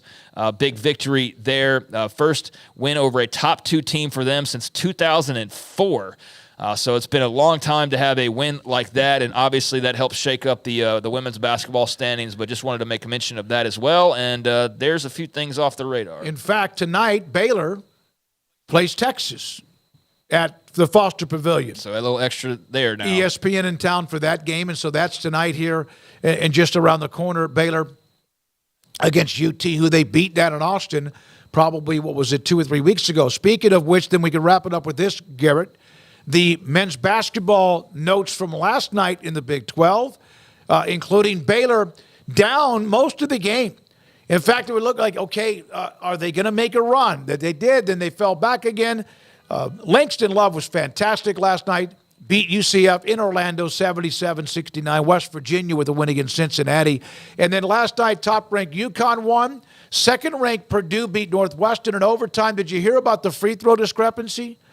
Purdue shot 46 free throws, and I think Northwestern shot like 8. Now, they didn't make all 46, and that was something that Doug Collins, Dave Collins, their head coach at Northwestern, was furious. I think he got ejected.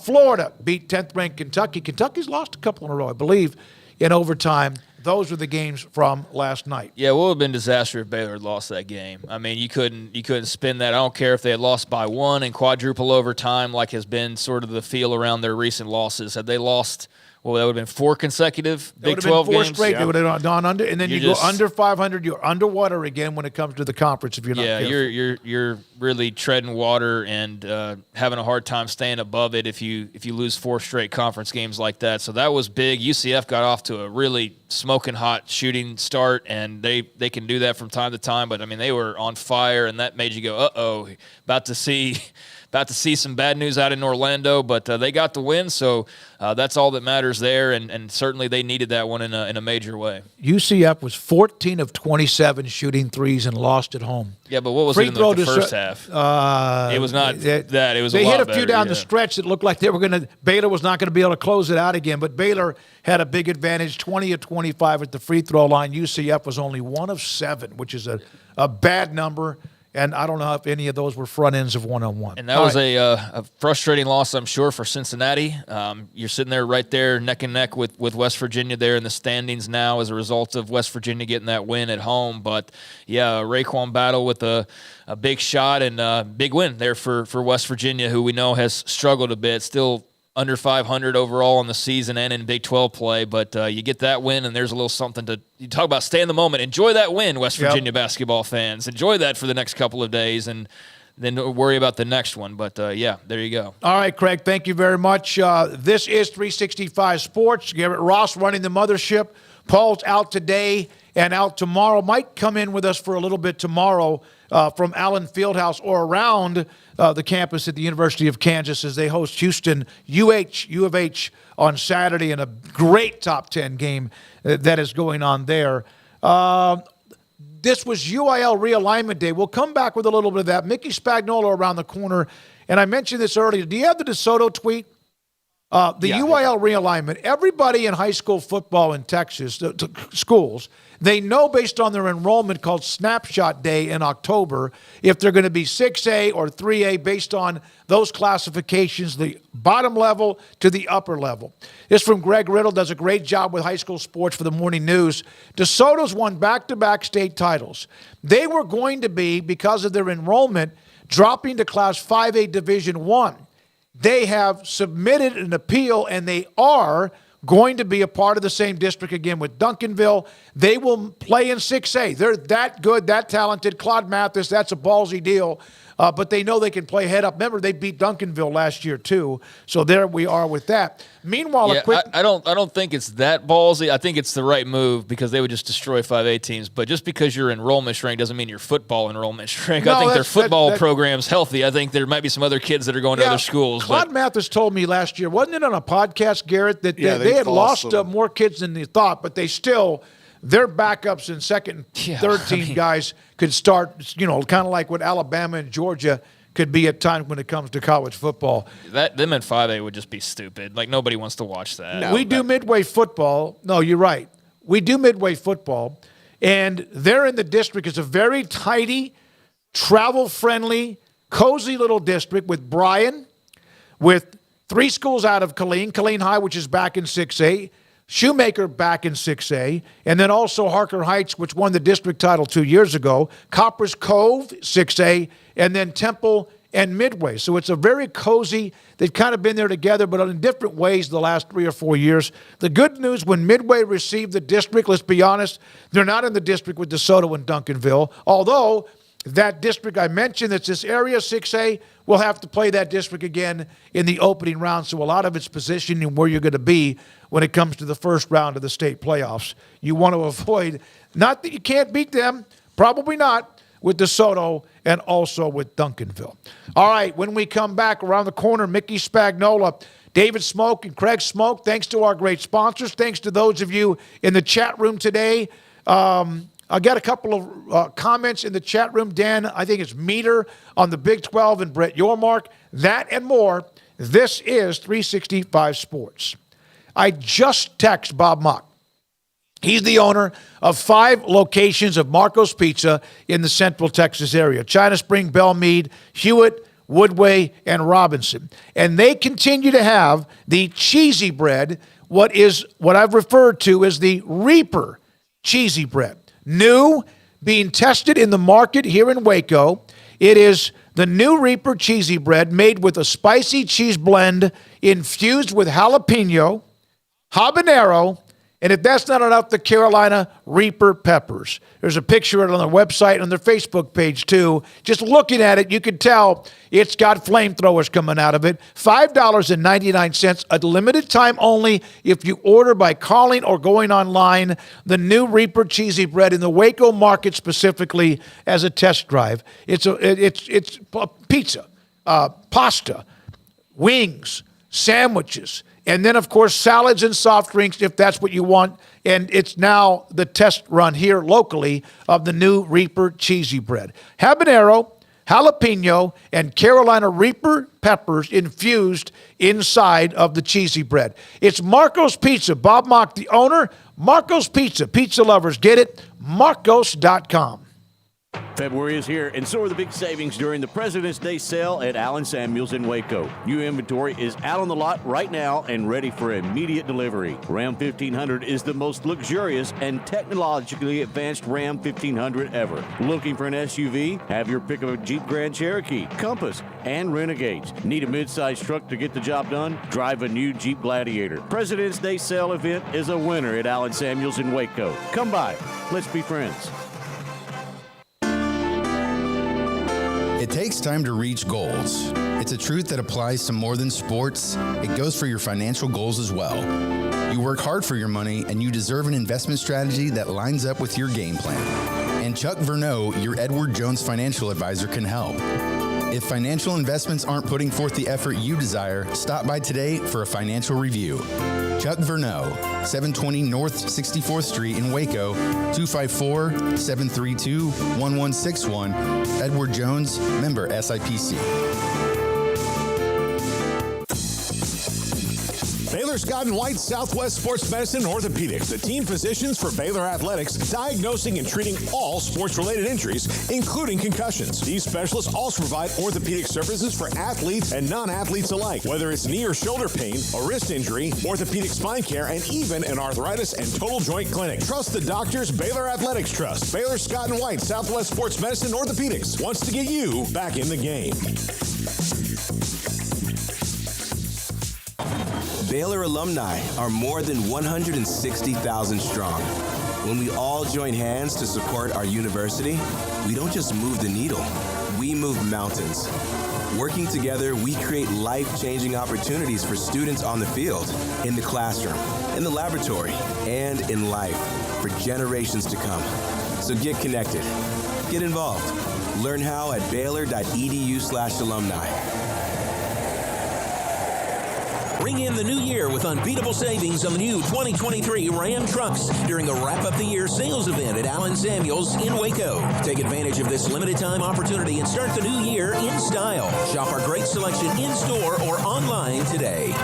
Samantha Duvall, TexasBeefHouse.com, farm-raised Wagyu beef, and of course it is spectacular. We've discussed it all the time, and you were right. Back when you had that online auction that went so incredibly well, that live auction too, that you were going to have more and more of them, and you've got one again scheduled for the end of the month. Yeah, so we've got another live auction, so it'll be in person or you can bid online. Coming on Tuesday, January 30th. We're going to have dinner beforehand at 5 o'clock. We're going to have smash burgers. We're also going to have some of our steaks for steak tasting. That way you can taste test it and then bid on it. And then the auction will start at 6:15. So you'll be able to bid at our place in person here in Tyler, Texas, or you can bid online at cci.live. Tuesday, January 30th. And don't forget, you can also use the code SICK'EM10 for 10% off your order. Where is the best beef in Texas? Your house. When you ordered from Texas Beef House, unleash the flavor of Texas-raised Wagyu from our pasture to your plate at TexasBeefHouse.com.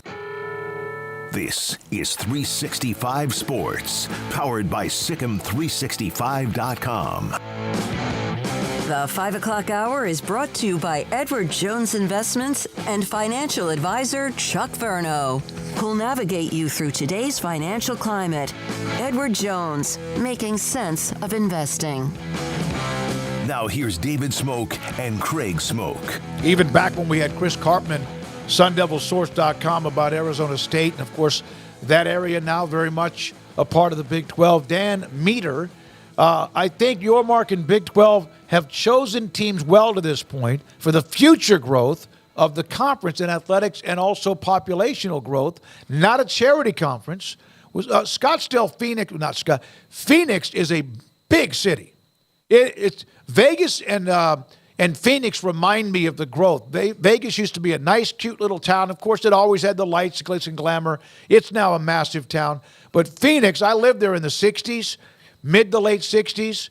Scottsdale was a blip in the map, and Tempe was like a little tiny town. And now, of course, it's all one. It's a huge metroplex type of setting. Dan, thank you for the chat here on 365 Sports. Yeah, they certainly upgraded their markets a little bit. I mean, you do lose Austin, and you lose Oklahoma City. So I do think that's significant now. For Oklahoma State fans lose their minds. I mean, maybe you still have some of that Oklahoma City, or I'm sure you have some of that still, and you can count that within your territory there, but so can the SEC now at this point. But you do add, Boulder and its proximity to Denver. You've got, obviously, the Phoenix area schools now and the state of Arizona, and you've got you already had part of Utah, but now you've got the full whole meal deal when it comes to the state of Utah. So, yeah, I think Salt Lake City and Boulder / Denver and Phoenix area are all, certainly good additions. And so, yeah, I think the conference, the makeup's going to take some getting used to. There's just a lack of history across the board that you're having to replace, and you can't just replace that. And so that's the difficult part. But I think in terms of markets and just territory and things of that nature, there's a lot of potential there for sure. All right. On the UIL realignment, Edward Wayner, my district, Gonzales, now has to travel. 3 of their district games range from 89 miles to 114 miles. With Gonzales playing in Jarrell, Cuero, etc. So there's a lot of travel. There's some that, but how about the West Texas districts where they have to can't do anything about that, really. I mean, it's just the way Texas is shaped and formed. We are now joined by Mickey Spagnola, columnist, writer, media of DallasCowboys.com. Mickey, thank you very much. And, of course, we have you on when there's news. Dan Quinn, now the head coach at Washington. Is it true that Joe Witt, who's a very highly thought of part of the staff in Dallas, might be joining him?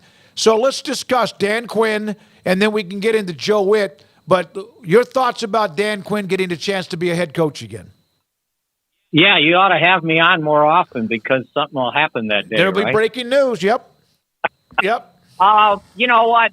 I think that, the Cowboys had to be braced for this to happen, right? The third straight off season that he's had interviews for the job. And I think when you saw the candidacies dwindling left and right, that he was going to be their choice, and might have been their choice anyway. I think he kind of knew this was coming. I think he served well here for 3 years, turned a very poor defense around and into a creditable defense. They got to get better. I don't know that was on him. I think at times it was a lack of personnel on the defensive side. But, I think, what I know of him, how I've seen him interact here with the players, he's one of these guys that can stand up and command the room. There's a lot of times, you hire a coordinator and he's really good at what he does, but can he deal with the big picture? And I think Dan Quinn can deal with the big picture. Now his next most important thing he does is who does he hire as his offensive coordinator? Because David, if you remember, and I've always said this, when you're a defensive guy and something goes wrong on offense, you can't fix it. Mm-hmm. You're at the mercy of your offensive coordinator, which, by the way, and I hate to go back in history, but when Jimmy Johnson got to the Cowboys and Dave Shula was the offensive coordinator and it just wasn't working, no matter if he had a first-round pick the first year and Troy Aikman and a first-round pick the second year, Emmitt Smith, Jimmy couldn't fix it. And the only way he fixed it was firing Dave Shula and hiring Norv Turner. So I think the big thing for Dan Quinn will be who's his offensive coordinator. And I'm sure that had to be one of the questions he had to answer to the Commanders, the owner, before he got the job. What about Witt?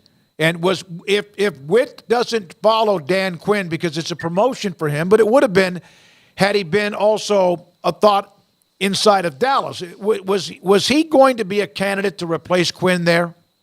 I think he might still be. Okay. I don't know. I don't know that, that's been dismissed yet. Okay. And I think, if they're looking for continuity, then yeah.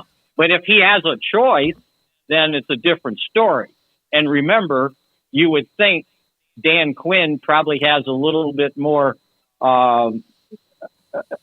lasting power than maybe staying here with Mike McCarthy going into the last year of his contract. So that'll be a difficult decision for him and maybe, somebody else. Al Harris, I know Dan Quinn's high on Al Harris, the cornerback coach. And here's what I'm thinking. and Joe Witt might have to make this decision.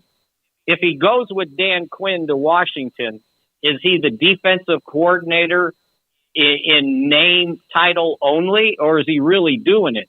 Because if I'm Dan Quinn and my expertise is defense, and that's why I'm getting the job, well, then I'm not handing it off to somebody else. I'm commanding the defense, and I'm calling the defensive plays. So, again, it's sort of like, Brian Schottenheimer being the Cowboys offensive coordinator, okay in title, but in reality, Mike McCarthy is running the offense and calling the plays. So, again, you got to decide, what your jurisdiction's going to be and which job's better for you when you're moving up. So, Mickey, with the changes, and you mentioned, he could, obviously Dallas might say, well, wait a minute. What about, I think it was Wilson, he covers the NFL. I believe it was him. What about Ron Rivera as a candidate to go to Dallas? Oh, I can see that. I pointed out in my notes column last night that there's 3 defensive-minded head coaches out of jobs right now. And maybe they go that direction.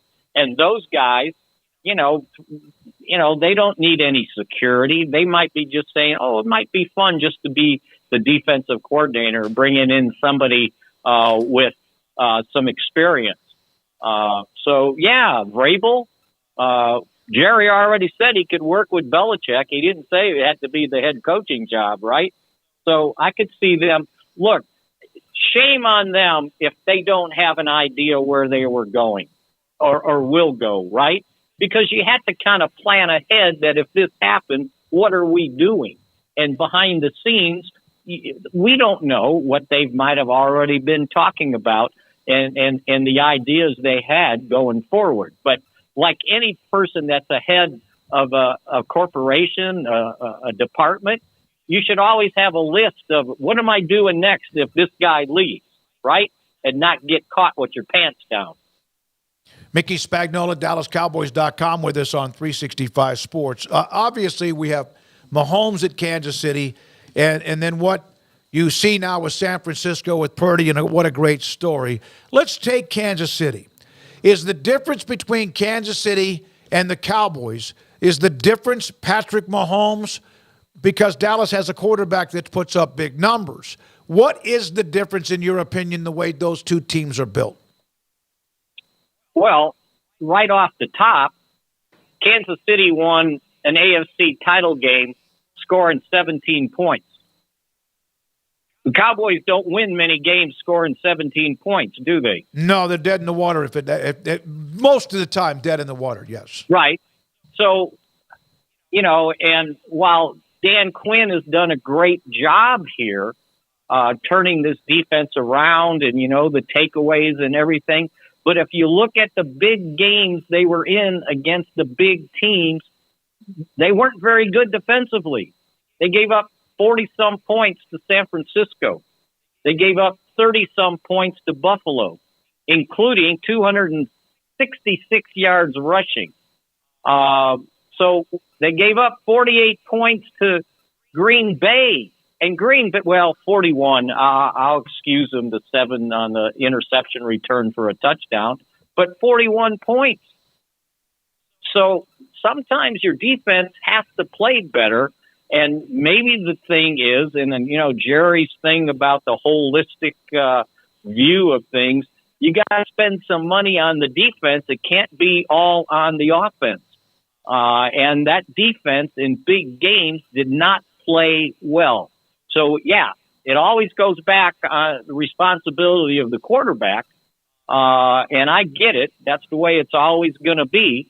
But at some point, you got to win a game like that. So Mahomes made the plays when he needed to make them. Did he throw for 200 yards in the game? I don't even remember. I think it was probably close to somewhere between 180 and 220. I remember looking at the box score because I was curious about, was this him throwing the ball over the place? But he did set the tone early enough where they could throw the ball, and they were going to throw the ball, and obviously Baltimore struggled with that. Yeah, absolutely. And the key thing with Mahomes is he makes the play when he has to make it. Yes. You know, in totality, the numbers will not wow you. But take the last play, right? The big pass at the end to close out the game. He made the play, and that's what he does.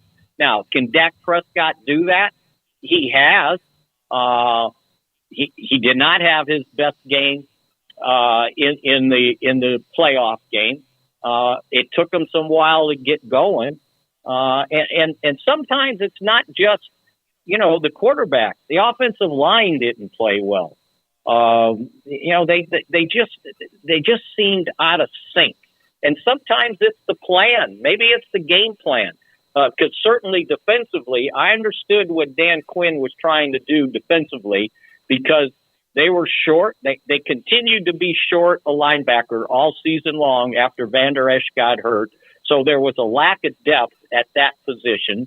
And then when Stephon Gilmore gets hurt against Washington right near the end of the game or wherever it was, third quarter, fourth quarter, and had to play with a harnessed shoulder in need of surgery, they tried to disguise that by playing more zone than they had all season long. This was a man defensive team, and they were short a cornerback because they didn't have anybody they trusted to replace him. And they just could not play zone defense, as you saw, right? How many times do you see a tight end with his back to the end zone standing by himself at about the 25-yard line, and there's not a defender within 20 yards of him? And he didn't run a fancy route, and he waited for the ball. I think part of the problems they had were they had a couple positions where their depth was sorely lacking, and they paid a big price in that game. Mickey, a question for you. Washington, of course, has made moves with some of their young, talented draft pick defensive linemen with Chicago, whoever it was. But they do have Jonathan Allen and a couple of other guys that are still there. With what Dan Quinn does, and they've got to get better, and he will, and he might bring some Cowboys with him because they have a lot of cap room. Of course, you could also spend that poorly.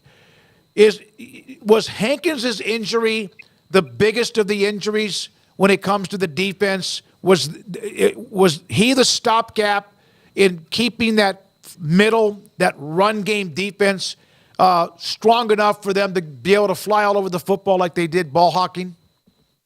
Leighton Van Der Esch. Oh, golly, you're right.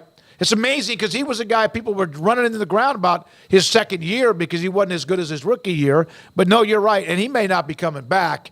Because you even mentioned if you could give him advice. Okay, you got to have that dude. And if you think about it, David, that happened after 2 or 3 games into the season.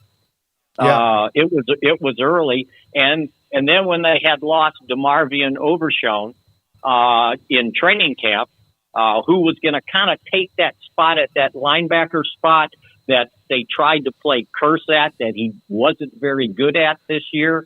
That really hurt too. And they never found another linebacker that they could, boost into that spot. Hankins hurt, but he missed 2 or 3 games, and then he was back. And there's another guy, by the way, of one of those 16 that are unrestricted free agents.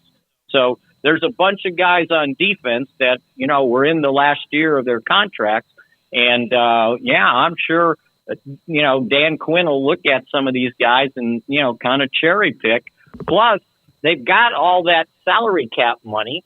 So to me, and I read a really good column in the Washington Post stating that the biggest decisions that the owner had to make with this team is who was going to be the general manager, then what's going to happen with the second pick in the draft, which quarterback do you take? Are you taking a quarterback?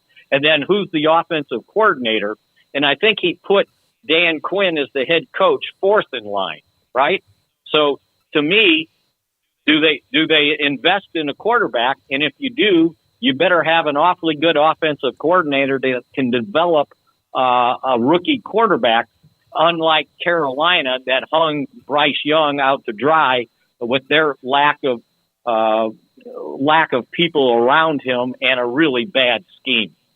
Mickey, last question. We appreciate your time. Jerry, they're at that game, that all-star game, all that stuff. My question for you is, Jerry knows how to hit the right notes, or Steven or whoever. They know the PR part of this, and then also what is reality. When they say they're going all in, is that going all in to retain the talent they have but become free agents or need to be extended, Micah Parsons, among others, CeeDee Lamb? Or is that going all in and splurge in free agency, because that's a dangerous thing to do too? Well, they can't, because they don't have necessary money under the salary cap to do anything like that.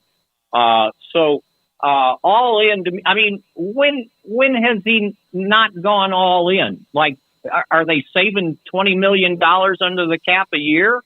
No, not really. I think that all in sounds good, but to me, they've always been all in. I mean, you can only do some. I think what I'm saying is that you and I understand how the cap works, although I could not tell you specifically. If you have stars on your team, and you would get crucified if you did not re-sign them. You didn't give Dak that money, although I'll let him go. I get it. But if you were to let Zach Martin walk away 3 years ago, or if you were to let CeeDee Lamb walk away, people would lose their mind. If you have stars, you have to re-sign them, and that's like you're signing a free agent. Is that the best way to put it? Yeah, absolutely, and they will. And within reason. Think about this.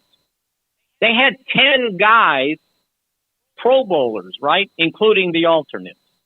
So they've got some pretty good players on the team. They had 10 guys on the either first or second AP All-Pro teams. So are they all in because they have that? All in. Your quarterback's going to cost $59.45 million against the cap. Now, what are you going to do? Are you going to just let that ride, or are you going to extend it because you're all in and restructure the contract and put some of that money in 2006 and 2007 in those dummy years that are in the contract?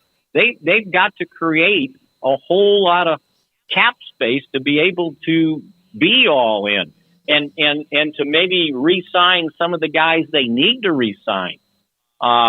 Think about it. CeeDee Lamb, they picked up his fifth-year option. Well, it's $17 million. Now, they would like to sign him to a long-term deal to lessen the cap hit. But you got to have two to play that game, right? He's got to be willing. And so there's some money you got to spend. And the other thing I saw is that while they got, everybody talks about Dak going into the last year of his contract, Zach Martin's going into the last year of his contract. DeMarcus Lawrence is going into the last year of his contract. So they've got some other guys, I counted up about 5 that are going into the last year of contract that are important to this team. So, yeah, the all-in sounds good, but how in can you be when you're strapped with the salary cap problem? Thank you, Mickey. Appreciate it. Ought to be interesting with what they need to do to replace Dan Quinn. Is it going to be a promotion? Is it going to be outside? What will Washington do with Quinn now on their staff? I'm sure there will be some attrition from the Cowboys coaching staff and even from their roster, too. All right, when we come back, we continue. Paul's out today, no top 5, but we got a couple other nuggets to get to, and we will. And this is 365 Sports. I was at Don Humidor and Coffee Beans. In fact, earlier today, saw Ashley and Cheyenne. They were both there. And Ashley, I was inside the 48-foot walk-in humidor. They always ask me to take out a box of cigars to wherever we're going to the Super Bowl. We put it on the table where we broadcast from, and if a guest wants to take a cigar, they get themselves a cigar. But she told me about the Warfighter Cigar Company. I'd never heard of them. 100% military veteran-owned and operated and available inside of their 48-foot walk-in humidor. It's called Warfighter Cigar Company. They gave me they didn't give me a couple. I got a couple of those to take with me, a batch of them for me, for my own humidor. And they have a 48-foot walk-in humidor, and it's awesome. They're going to send me out there with a box of Macanudo, really great brand of cigars. Arturo Fuente, Rocky Patel, Romeo and Julieta, Padron, Cohiba, they have all of that. CBD products, Vita Dreams, a gummy that helps you fall asleep a little bit better. And if you don't, it helps you maybe not toss and turn and lose hours or even if it's 30 minutes of sleep. When you wake up, that alarm goes off. Wouldn't you love to have 30 more minutes? Sometimes you wake up and you're ready to go. But Vita Dreams can help you get to sleep. And a product that is really taking off called Vita Dreams, I mentioned that, called THC for bad days. Chronic pain, very tough daily chronic pain. They have a THC gummy for you to help you with that too. It's Don Humidor and Coffee Beans, Ashley, Cheyenne, and also Carol in the Town West Shopping Center between Richland Drive and Valley Mills in Waco.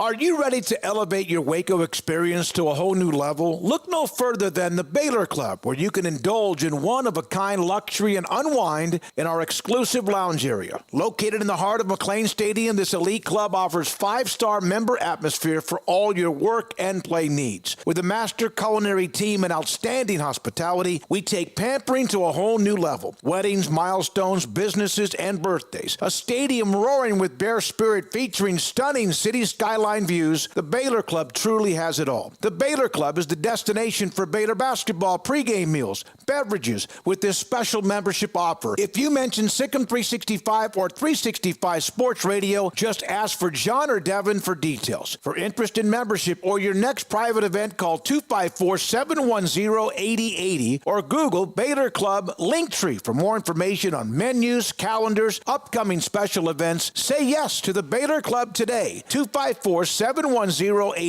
or Google Baylor Club Linktree. Cars priced right, day and night. Average your car in Texas.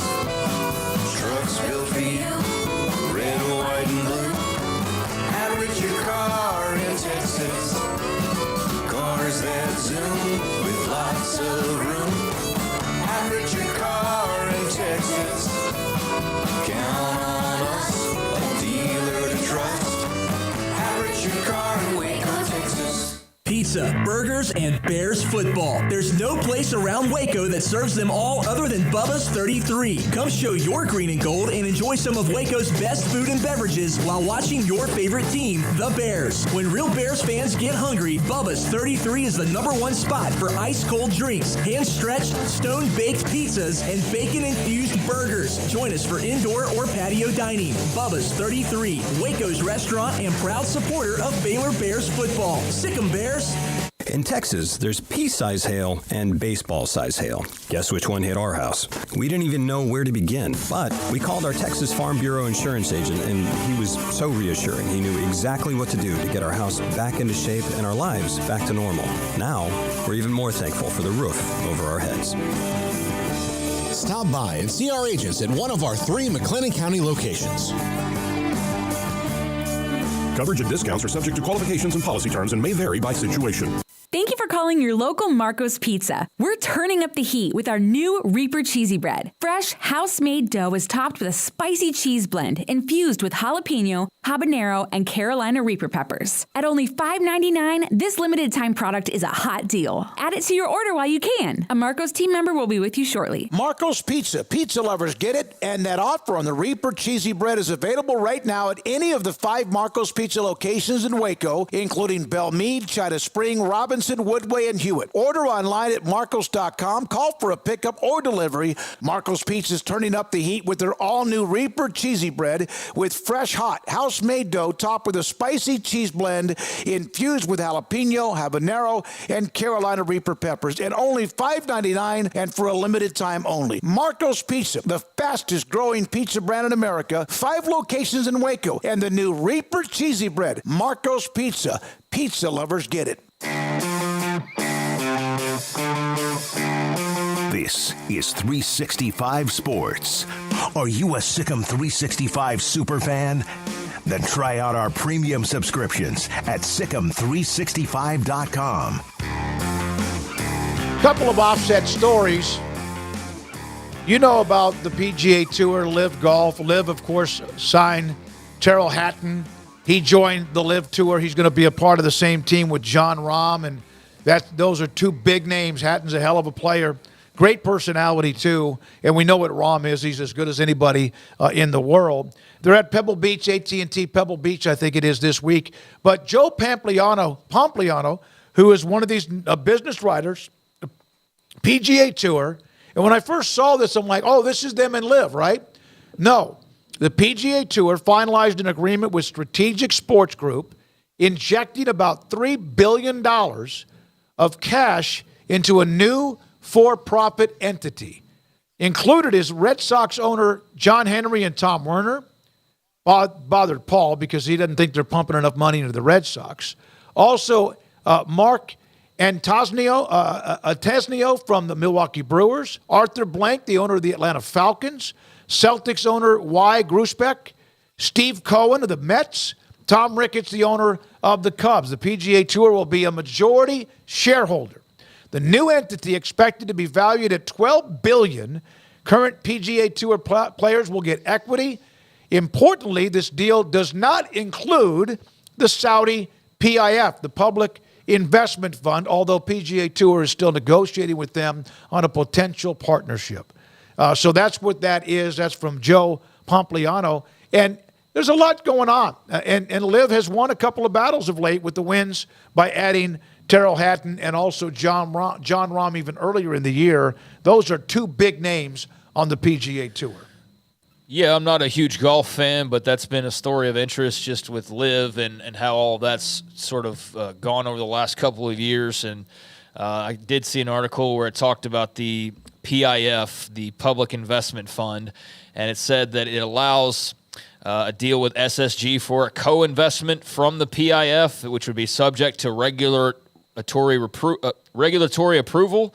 And apparently a Senate subcommittee had written a letter earlier this week to the governor of the PIF that it is proceeding with its inquiry into framework agreement with the PGA Tour that was announced at June 6th. So basically, if they're interested in coming in on the terms that the members like and the economic terms are good or not better than the SSG that they just are working with there, then they are open to it, according to Jordan Spieth. But it could take some time with the Department of Justice and the regulatory review and all that. And then we're getting so deep into like politics and all of that kind of stuff with the PIF and the Saudis and golf and all of those things. So I don't know how much interest that is to people out there, but that's where that is. That's not gone away. It's just I think they're trying to still figure out what that would, it could, and should look like. So, but yeah, I mean, beyond that, unanswered question, great news, I guess, for the players. I mean, to have more ownership or partial ownership and to have more say in the league and how they go about doing the things that they do and having more of the earning power as well that comes the PGA's way, I think is all things that are beneficial. And you had to do something to offset just the blank checkbook that is the Saudis and their ability to just basically throw whatever they would want to at you as far as a monetary figure goes. And as we've seen, that's been able to sway a lot of guys. I totally understand it to some extent, and it's not swayed everybody, as we've seen with Tiger and various others. So, yeah, golf's still in a little bit of a tug-of-war, it appears, but the PGA, that seems like good news for them. Well, we do know this, that Tiger's still locked in with the PGA Tour, but we do know Rory McIlroy has changed his tune almost completely. Now wanting Rahm and others to be a part of the Ryder Cup because it means as much as it does, of course, not to both countries, but Europe against the United States, and he's changed his tune on that. He also said, and he said, listen, maybe I didn't quite put myself in the position of some of the others who are accepting or having the ability to get these opportunities. But, he flipped. And then it took a lot of heat because he flipped. People wanted him to change your mind. He did change his mind. Then, of course, we're in that time zone. But he was very much bitter with those who left. And now, because of perhaps maybe even selfish, because of the Ryder Cup team wanting those guys to have a chance to be able to play on the Ryder Cup team. Yeah, I don't know what all his motivations are. I know that it is easy to say that the money shouldn't be able to sway guys when you have enough money to live forever, basically. And so not everybody has the luxury that maybe Rory McIlroy had as far as his bank account goes. And when somebody's sitting there going, like, we'll give you $30 million a year to come play golf and do what you've basically been doing, and maybe even easier on you schedule-wise, like, I mean, who's not going to do that? I mean, these guys fly to tournaments, most of them on Lear jets. Yeah, I mean, private. I mean, everything's like the top of the top, and I can understand though if you're Tiger Woods, you don't need all of that. You've got all that already. You don't have a care in the world when it comes to finances that we're aware of at least. But that's something that you don't necessarily have to have, and your future generations are set already if you're the Woods clan. Now, for everybody else though, that's not quite on that level. Rory McIlroy leans more towards the Tiger side of things. Oh, yeah, he's loaded. But if you're, I don't know the whole casting there are crew, players that have to bus and drive from one event to the other, qualify to get in. I'm not saying they're all like that. The Saudis are sitting like saying, here's $20 million, no problem whatsoever. I mean, well, who's not doing that? Liv is not only paying guys to be a part of their tour. That's fine. That's kind of like free agency. Secondly, though, they're setting up the players, their family, and caddies with travel, setting up where they stay, what they get when they're there, the amenities. Now, that sometimes happens on the tour, but the caddies, remember we had the caddy on, a year ago, and they kind of have to wait to see if their guy's going to win or not. They're going to get paid a certain amount of percentage based on if they make the cut or not. And now the caddies are being paid very, very well. Jordan Spieth, by the way, this is a quote from him. I don't think it's needed as far as still the investment with PIF. The idea is that we have a strategic partner that allows the PGA Tour to go forward the way that it's operating right now without anything else, the option of other investors. Yeah, and I think the unique thing here is that there's nothing else like it. I mean, as far as in the U.S., there's no rival NFL league. There's nothing close. There's nothing close to a rival basketball league. There's nothing close to a rival baseball league.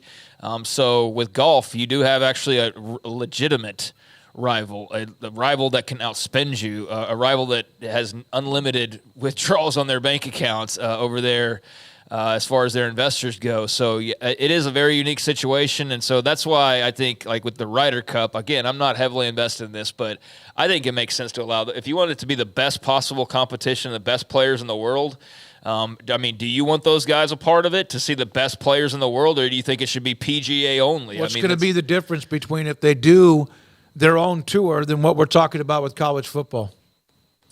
What do you mean? Separating the elite? Yeah, so, but I mean, that's not quite the same. I mean, because that would mean that like all of the top guys are in one league and all of everybody else that's cut off at like 25 are in the other league.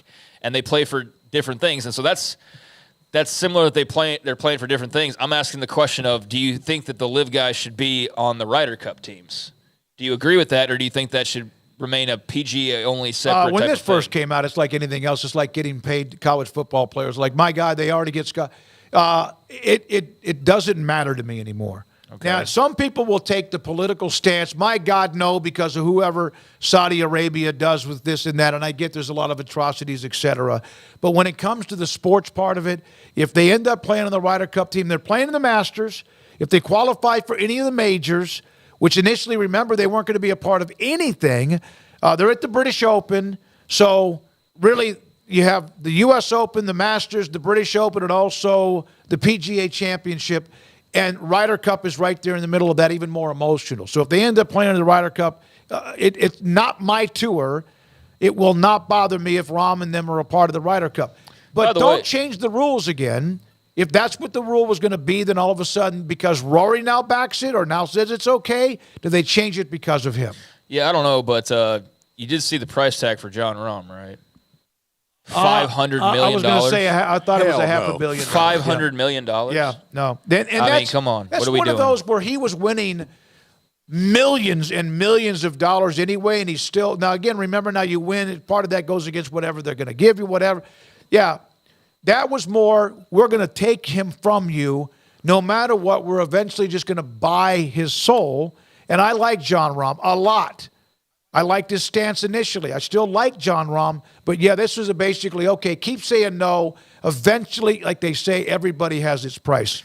Yeah, that's what the $1 Million Man Ted DiBiase used to say. Everybody's got a price, the $1 Million Man. But yeah, I mean, I see that and I'm just like, okay, I mean, you better come from a very well-to-do family, or your morals are just the strongest on planet Earth to turn down $500 million or whatever it is in that neighborhood whereabouts that he was given to sign up with Liv Golf. So yeah, I mean that's just crazy money. And the fact that I think the interesting thing is Saudis have so much money to burn, or there are those involved, that you could have offered less than that. Like, why 500? You could have offered I just 300 million because and they can. No, Because I know yeah. that, but it's like you're just wasting billions of dollars because you've got like that's just what's crazy to me is you've got so much money that you're like, yep. What's like 300 million extra on every guy that adds up? Like, who cares? I mean, that's just insane. But yeah, I find it interesting that there's actually two leagues that are on par with one another, because that's not something we see in this country. There's one league for every sport that's the league. And other leagues have taken shots at them, and they've just been run out of business. Yeah. Garrett, I just go ahead and try him and see if he answers. If he doesn't, that's fine. We were trying to tap dance a little bit to see if Demetrius Brisbane was available from Chapel Hill, but I know he's been at practice, and we're not getting him. We've got to say goodnight here in just a second. From others on the in the chat room, it's all about the money. Yeah, of course. It's the blood money. You guys are journalists. I hope you keep your heads about this. Laugh out loud. That's from UW fan Jim. I'm not saying I like it, but okay, that's good. I'm just saying it doesn't affect me. Do I like it?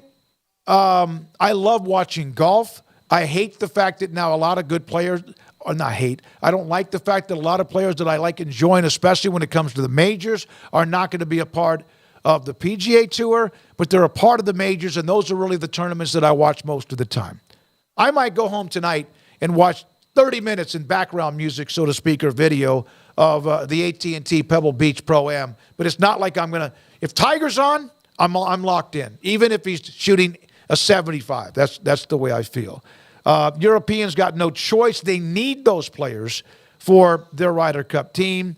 That's true, too, yeah. Turns out Ted DiBiase in real life had a price. Yeah. Yes, he did. And his family, his son, at least one of his sons, involved with the whole Brett Favre saga down in Mississippi. And the funds that were allegedly stolen and that whole ordeal. Yeah, Ted DiBiase, I believe is junior, that was the one involved with that. He's got another son, Brett. I don't know that he was involved. But, yeah, that was an interesting name to see come across the story. And so, yeah, he did have a price. You were absolutely right. Yep. The $1 Million Man. Yep. Everyone has a price except Carrie Lake. Isn't she the one from Arizona? There was a recording about somebody offering her money to do something or whatever. Of course, it gets into the politics of it as well. Thank you, everybody. Appreciate your time. Demetrius Brisbane still at basketball practice. Maybe I can record a little bit with him tonight for tomorrow. We're loaded up tomorrow. Still have not heard exactly a time, but the possibility of the Attorney General of the state of Tennessee who filed the lawsuit against NCAA might be someone we have on tomorrow's show, among many others. Craig, thank you very much. Everyone have a great Thursday night. Baylor women against UT around the corner at the Foster Pavilion. Garrett, thank you, sir. Also in the chat room, thank you. Retired stockbroker, Smokey, have a gummy and sit back, brother. I've got too much I got to get done tonight. I can't do that, but I might maybe at about 10:30 or so. All right, thank you to our great sponsors. Back tomorrow.